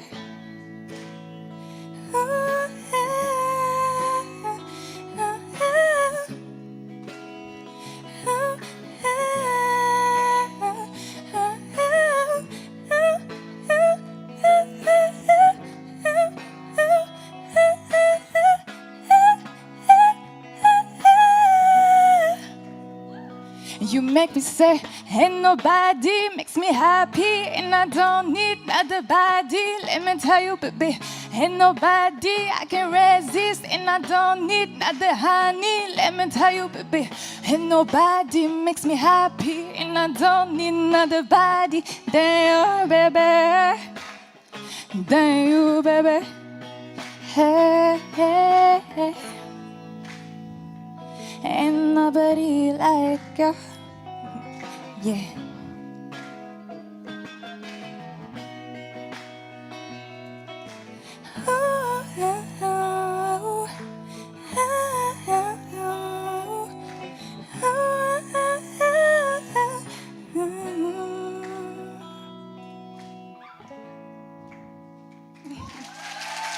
Thank you.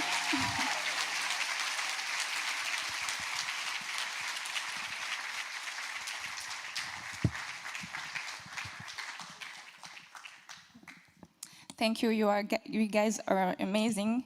I know this day, it might be I think you may be tired. So I hope we had a little bit of enjoyment at the end with the beautiful performances of all the artists that were like today here.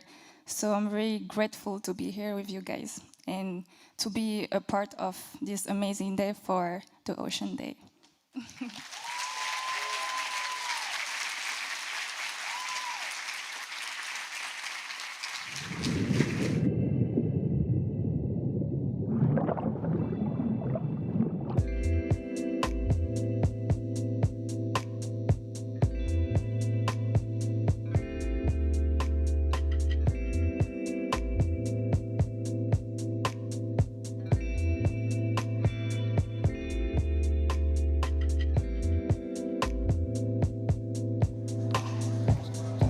Just another round of applause for Lonely Joe. That was amazing. Thank you all so much for coming, attending today. We're so grateful. Tomorrow is actually World Oceans Day, so we hope that you have an opportunity to go out in nature and take an action for the ocean. And just as we close up, we'd also love to invite all the speakers on stage to join us after. And thank you. Thank you again, thank you. And happy World Oceans Day.